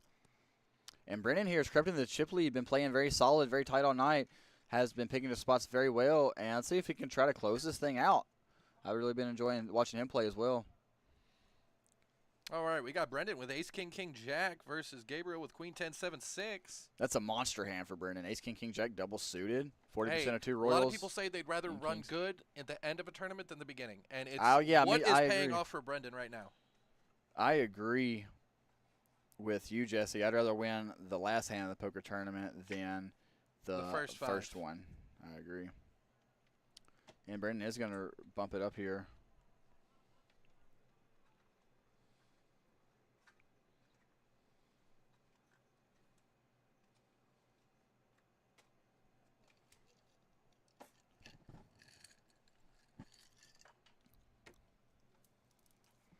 Brendan bumps it up, and Gabriel throws his hand in the muck. Better than Google, Danny gonna Rob. We defend. looked up his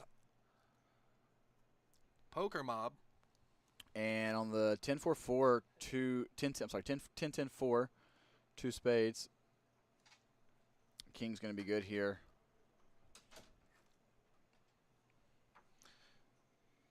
And looking at Gabriel, he's got over 2 And now million Danny in going to come out tournament betting, winnings. thinking ace-4 might be good here some of the time. And I don't think this is going to work. I don't think Brendan's going to find a fold here. I think we're going to float one with kings.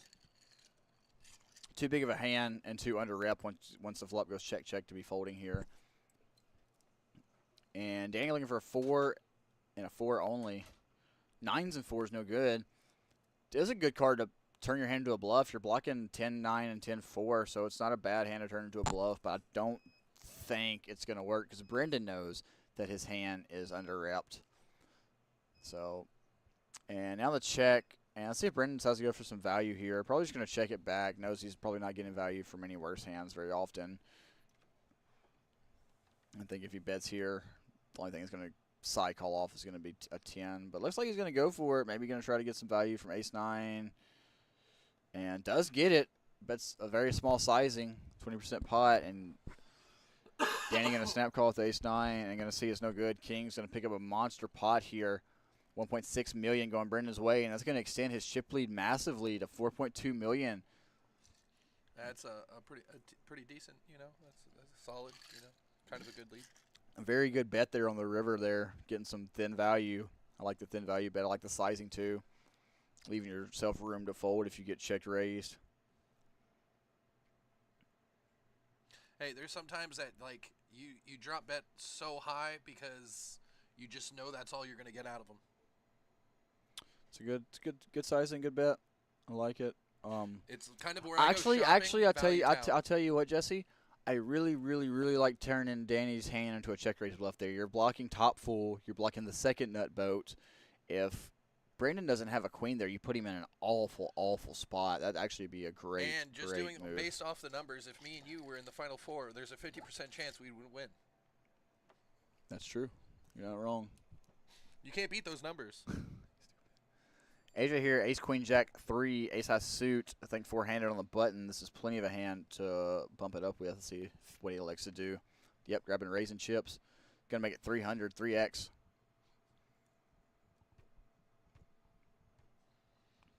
Brendan here, king 7-4-3. Gonna defend. I think Brendan's been playing. I'm sorry, not Brendan. I'm sorry, Danny. going to defend. Brendan going to throw his hand in the muck. I think Danny's been defending a little bit too wide. I think when he had the chip lead, it was worth it, but now he's trying to play like he still has the chip lead. And, oh, my God, AJ going to flop quads here. That's a pretty good flop, I'd say. Well, I guess you don't need to do anything else. Yeah, let's see what sizing AJ goes for. Oh, he goes for a check. That's a good play. 7 on the turn. I believe this turn's also going to go check. There is zero way that Danny even contemplates that he's winning this hand. And the king on the river. Danny lived here with queen jack high. Going to have to either bluff or give up. Let's see what he decides to do. And once check to a third time, I don't think AJ is ever checking. And check and a bet by AJ with quads. And I'm going to throw the hand in the muck. And AJ's going to show quads. So, just in case he was wondering what happened. We got tax forms on the table. Woo! Uncle Sam getting his piece. Because we do everything absolutely. 2 things in life you 100% can't by avoid, the and that's book. death and taxes, guys. Some people have tried to avoid taxes. You know what that led them to? Led them to the first thing you can't avoid. Death. Dun dun dun.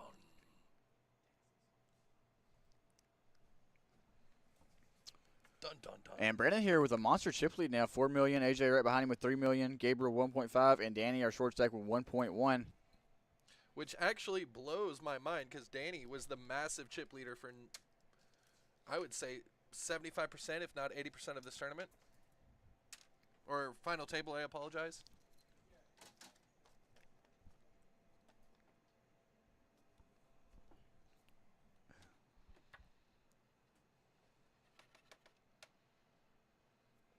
AJ waking up with aces again. Ace with a suit.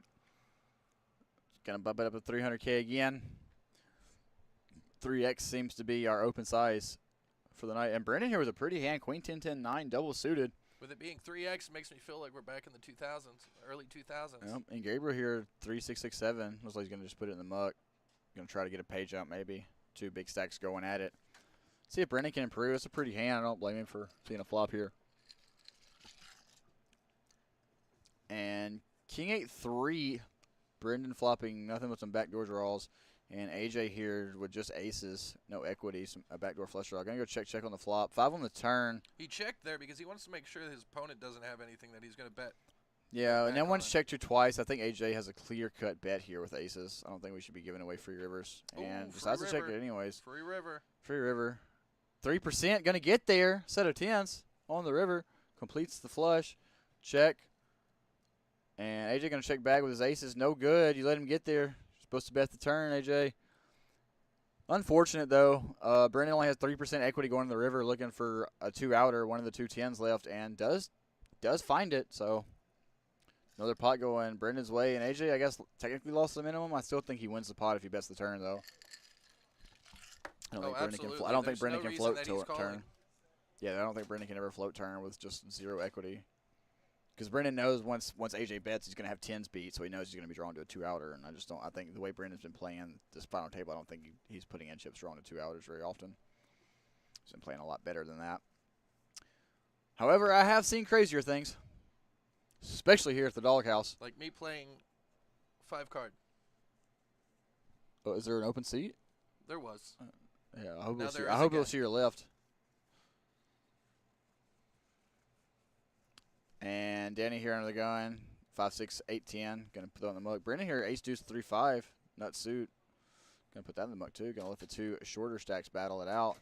Gabriel here gonna limp, and I think AJ's gonna check back. We're gonna see a flop here, a rainbow random hand with some connectivity, and AJ has a pair with a small suit. See if the flop brings any help for either hand. Let's see what do we got out I like there. 9-6-6-3 here over Queen 8-7-4. King Jack 4, 2 diamonds. So we're gonna go check. Still about a flip, and now a pair of 9s for AJ. Gonna improve his hand a little bit. Still not improving a lot. Gabriel blocking a lot of the straights. Might elect to bet here.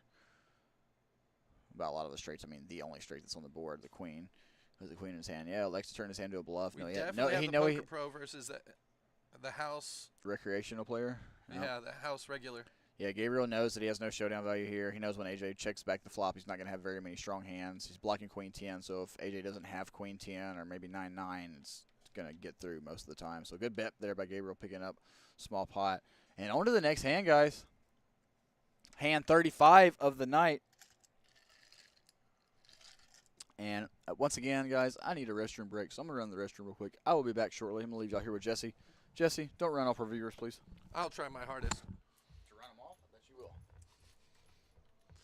will. All right, we're still down to the 4 final players. Blind standing at 50,000, 100,000, 100,000. Annie.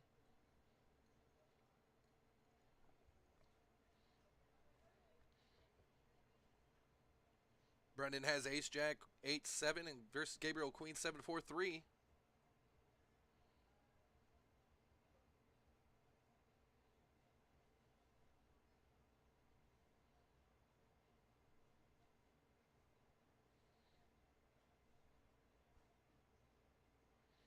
AJ wakes up with 9-5 deuce deuce. It's not a beautiful premium hand.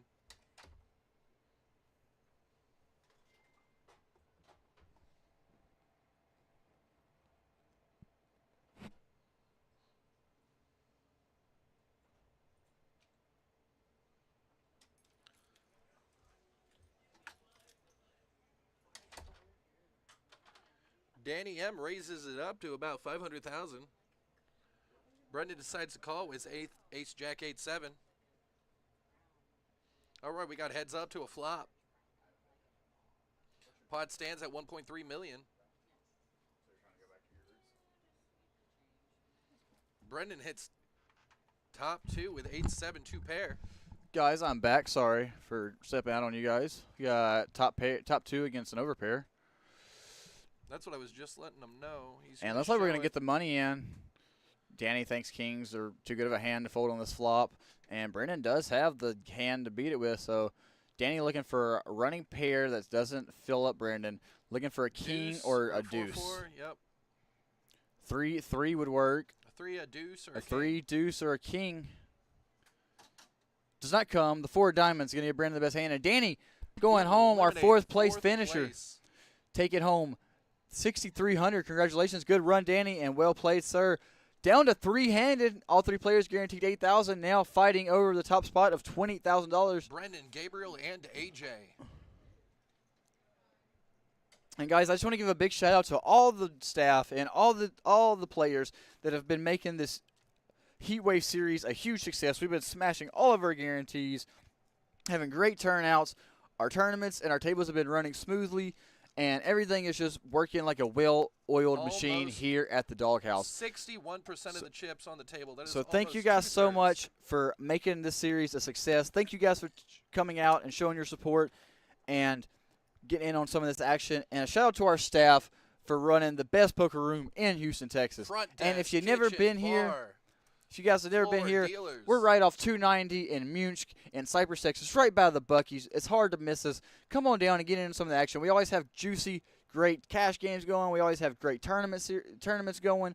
It's just always tons of action here at the Doghouse.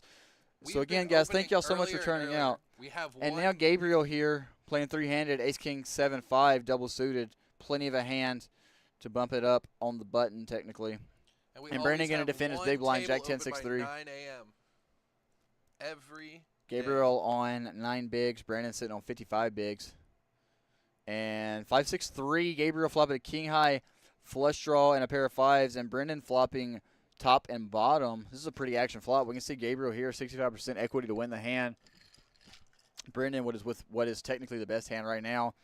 And he has a gutter to go with it. So he's looking for a 4. Any of his overcards that are live for a pair or a spade. So you can see on the top, he has 19 live outs. Technically, he has 21 outs in theory, but 2 of them have been folded. So 19 outs on top of our board, and Brendan shows his bottom 2.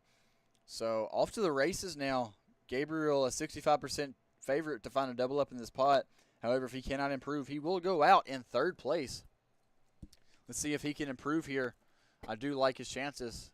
Anytime you can put in the money with 65% equity, it's always a great spot. We are literally seeing more and more. The 10 of clubs not gonna help. That's gonna improve Brendan's hand, so the 7's no longer good. And how about 10s full of 6s for Brendan? Gonna send Gabriel home in 3rd place with I do believe $8,000. Congratulations, good run by Gabriel. Well played, sir. Congratulations, you got your money in good. But you know how PLO is. If you're a crusher like they say you are, you know the variance. Just because you get it in 65% to win doesn't mean you're going to win 100% of the time. And now you can see our chip counts. Brendan's sitting with 7.1 million and AJ with 2.5. 25% of the chips against 75% of the chips. And now we're in heads-up action. Each player guaranteed 13,000. The winner of this heads-up battle is going to take home 20K to the house, to the wife, to the family.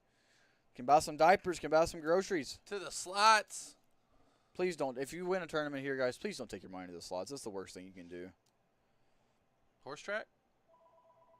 Actually, you know what? That's even worse than slots. Thanks, All right. Jesse. Thanks for reminding me. I just try to educate our viewers. Yeah, our viewers can tell why you don't have any money. Man, if that was only the truth. They're like, oh, Jesse's picking up 8 shifts a week. There's not even Jesse doesn't pick up 8 shifts a year. There's not even 8 days in the week. Jesse's picking up eight shifts a week. What the hell is going on? You can check the records. This is nonsense. I haven't picked up 8 shifts in 4 years. First hand, a heads-up play, King 10-9, 3 clubs. Brendan here at Ace-Queen 6-5, double suited. Plenty of a hand to raise it up, heads up. Yeah, I got a min click it here, or 2.5 actually. And I think AJ's going to see a flop here. And little does he know, he really doesn't want to see clubs. Like, it's really hard to put your opponent on the same suit you have, having you dominated heads up. But it does happen, as we can see. And now that we're heads up, I don't expect we'll be seeing a lot of folding. I think we'll be seeing a lot of opening and a lot of limping and a lot of heads up pots played. So I feel like they're going to get it in less than 20 hands. In less than 20? I think less than 10, honestly. And Probably Queen less 8, than 10. Queen 8-8. Brendan going to flop top, ace queen here in position. And I think when AJ checks it to him, it's more than enough hand to come out with a bet. Yeah, And it's AJ like here with saying a I don't gutter. have an 8. Yeah, if they don't have an 8, you're going to have the best hand a lot of the times. Heads up, top is very valuable in PLO. It's kind of like having top and bottom almost in a ring game. And Brendan going to come in with a third pot sizing. And AJ might float one with his gutter. Elects not to, though. Elects to throw his hand in the muck. And Brendan chipping away at AJ's chip stack. Just going to whittle it down little by little on to the next hand. And AJ one double up away from evening the playing field. Let's see if he can do it.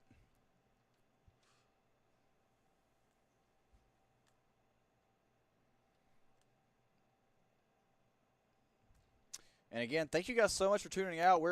This pretty much signifies our halfway point of the Heatwave series, our day 2 of our first big tournament, our 75K Plo tournament. And then next week will be the main event starting on Wednesday, 150K, $400 buy-in, no limit hold'em multi-day tournament with about the same structure as this tournament, but it's hold'em instead of PLO, and it's 150K guarantee. So we'll be having day 1 flights on Wednesday, Thursday, Friday, and Saturday starting at 1 and at 6 p.m. So we have 2 flights a day, and then on Sunday morning, I do believe at 9 or 10 a.m., we're going to have a turbo flight, and then the restart is on Sunday at 1 or I believe at 2 p.m. You know my favorite thing about Hold'em is? Folding? All in. Oh, is that your favorite move? It is. Because when I'm short stack, I'm so polarized. You know what my favorite thing about Hold'em is? Winning? When you overbet 3.2x pot on the river with the nuts, and they snap you off because they just always think you're bluffing. That's the only reason I win anymore, because they always think I'm you're bluffing. Yep. Brendan here, Jack 10-3 deuce, Jack high suit on the button. See if he elects to limp or if he's going to go for a raise. Could go ahead and continue his aggression here, having a 3-1 chip advantage. Going to bump it up. And AJ here, Queen 6-4 deuce. Just going to elect to fold. I don't like this. You can't be folding heads up in PLO, especially with these blinds. You only have 19 big blinds. You can't just be giving away Have 2 to big see blinds a hand. flops. Have to see flops. Yeah, you have Especially to, when the person you're playing against has 75%. of the chips. Yeah, you have to be floating. You have to be seeing 100% of hands when you're playing heads up. You don't. There's not a lot. There's no folding in heads up. You shouldn't be folding any hand unless you have Not with quads. 4 cards. Thank you, Miranda. Yeah, the turbo is at 9 a.m. Sorry, I think I said 10 a.m., but Miranda just let me know in the chat that it's at 9 a.m. So thank you, Miranda. We appreciate that. So, yeah, I told you guys, the staff here at the Doghouse is the greatest. Miranda's not even working right now. She's just watching, enjoying her night at home, doing whatever she's doing, and still now knows AJ what's going here, on. Queen 4, 5, 7, 7 high suit. Let's see what he elects to do with this hand. I like raising. I think AJ is going to elect either fold or limp. I think if he limps, Brendan just is going to check back with this hand. And instead, AJ just throws it in the muck. I don't know if AJ's just hoping to pick up a big hand and get it in pre and then hope to find a double up or what he's doing here. But he can't just be giving Brendan free chips here. Brendan's sitting on Jack 6, Deuce 4 Badoogie. If you open, you just take down the big blind. And now instead, They're just slowly handing over chips to Brendan. So I've really approved of the way AJ's been playing this final table, but I guess he doesn't have any heads-up experience because if he did, he wouldn't be folding any hands. You should be playing 100% of your range heads up unless you have quads or trips in your hand, I do believe. And even then, you should probably still be seeing flops in some positions.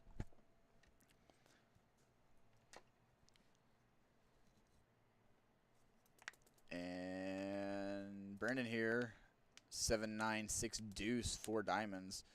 I know he raised a speculative hand before on the button, but I don't think he's going to raise this one. I think we're just going to put in a limp. And I think AJ here is probably going to elect to raise with his queen, 3-3. And I think Brendan just has an easy fold here. Yeah, elects to pot it. So it's going to make it 300K. And let's see if Brendan elects to fold. Or elects to call with the chip lead. Again, as I said before, you shouldn't be folding a lot of your hands, but I think if you are going to fold one, I think the quad suit 9 high hand is a decent hand to be folding. And ace king 7, kind of a scary board for AJ, but I think raising pre-flop, this board just favors your range so much you should be c-betting. I'm going to check it over to Brendan, and Brendan's going to realize that now AJ isn't going to have a lot of strong hands here. He's not going to have aces, he's not going to have kings. And now Brendan turning bottom 2, whereas if AJ just c-bets the flop as he's supposed to on this board that favors his range so strongly, he probably wants the pot, and now he's allowed Brendan to catch up, and now he's just drawing very thin. And now Brendan's going to like to bet here, figuring once it's checked to him twice, he doesn't think AJ's capable of putting in traps with top set or king, so he's going to think that here he's going to have the best hand with bottom 2, and he does, and elects to bet, and AJ's going to throw his hand in the muck, and now it's going to extend Brendan's chip lead.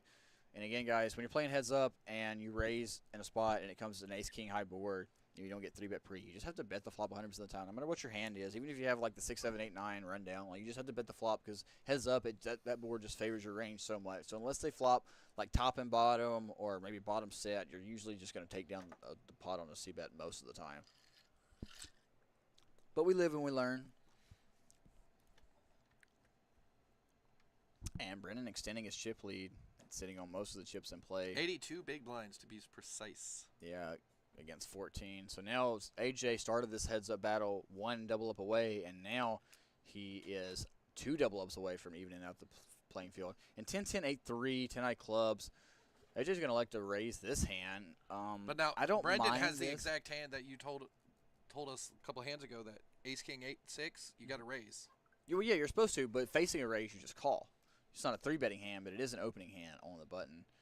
And AJ flopping middle set, and Brendan flopping, well, looks like a double gutter, a 7 or a jack. And AJ going to check behind. I don't like to check with the set on the flop with middle set. Like, I think once you raise pre-flop, you flop a set, and then it's check 2, you got to go up betting. And now both players turning a flush draw, so now AJ has priced Brendan into picking up a big enough hand to stack off with, so maybe his check was good. Brendan going to come out leading with his double gutter and a flush draw. And I think AJ here, once he has a set and a flush draw, he's going to put the money in. Yeah, does like to put the money in. Now that Brendan's bet 500K, he's never folding, so this could be the double up that AJ needs. 70% equity to win this pot. Looks like Brandon's going to get a count before he just blindly calls off. I smell with a of double club. gutter and a king high flush draw, it's just, I think once you already have half of what the total bet is in the middle, you just have to call off here. And it looks like he does put in the call. So we're going to a river. Brendan with 12 outs to scoop this pot and knock out AJ in second place and take home the 20K. Or AJ in a great spot looking for a double up. If he wins this pot, he'll be sitting on 2.9 million, give him enough chips to start battling back. This could be the turning point of the tournament. I feel there's a club. You think a club's coming? Club's coming. I think a jack's coming, honestly. That's just what my gut tells me. And now we see the showdown. AJ showing he's got a set and a flush draw, and Brendan showing he's got a better flush draw and some straight draws. Looking for a 7, a jack, or a club. Ace of clubs on the river going to give Brendan the nuts to bust out AJ. And the tournament goes to Brendan. And Brendan, congratulations on your run, sir. Big run. 20,000 up You top. started off today, I think, second or third in chips and just kind of sat there and picked your spot. Played patiently, picked good spots, and good things happen. And as you can see, going to take home $20,000 home. Congratulations, sir. And congratulations, AJ, on your run coming in second, taking $13,000 home. Congratulations, guys. Big run. What an action-packed final table. What a fun time we've had with you guys tonight. And thank y'all so much for tuning in at Doghouse Live at the Doghouse Poker Club. With in Dexter and Cypress, Jesse. Texas, in Cypress, Texas, off Munchkin 290. We appreciate you guys so much for tuning in and participating in this action. And again, a big shout out to all the players and all the staff for making this Heatwave series a massive success. And we look forward to bringing you guys our cash game this upcoming Friday and our 150K final table Next this Sunday. Sunday. So starting Wednesday will be our day one flights of our 150K main event, $400 buy-in, 150K no limit hold'em tournament, and we will have 2 flights a day starting Wednesday up till Saturday, and then a turbo at 9 a.m. on Sunday. So if you guys want to come in and try to get under the lights, try to get on the Doghouse Live, then come on in and fire away at our main event. We look forward to seeing you guys, and again, thank y'all so much for tuning in.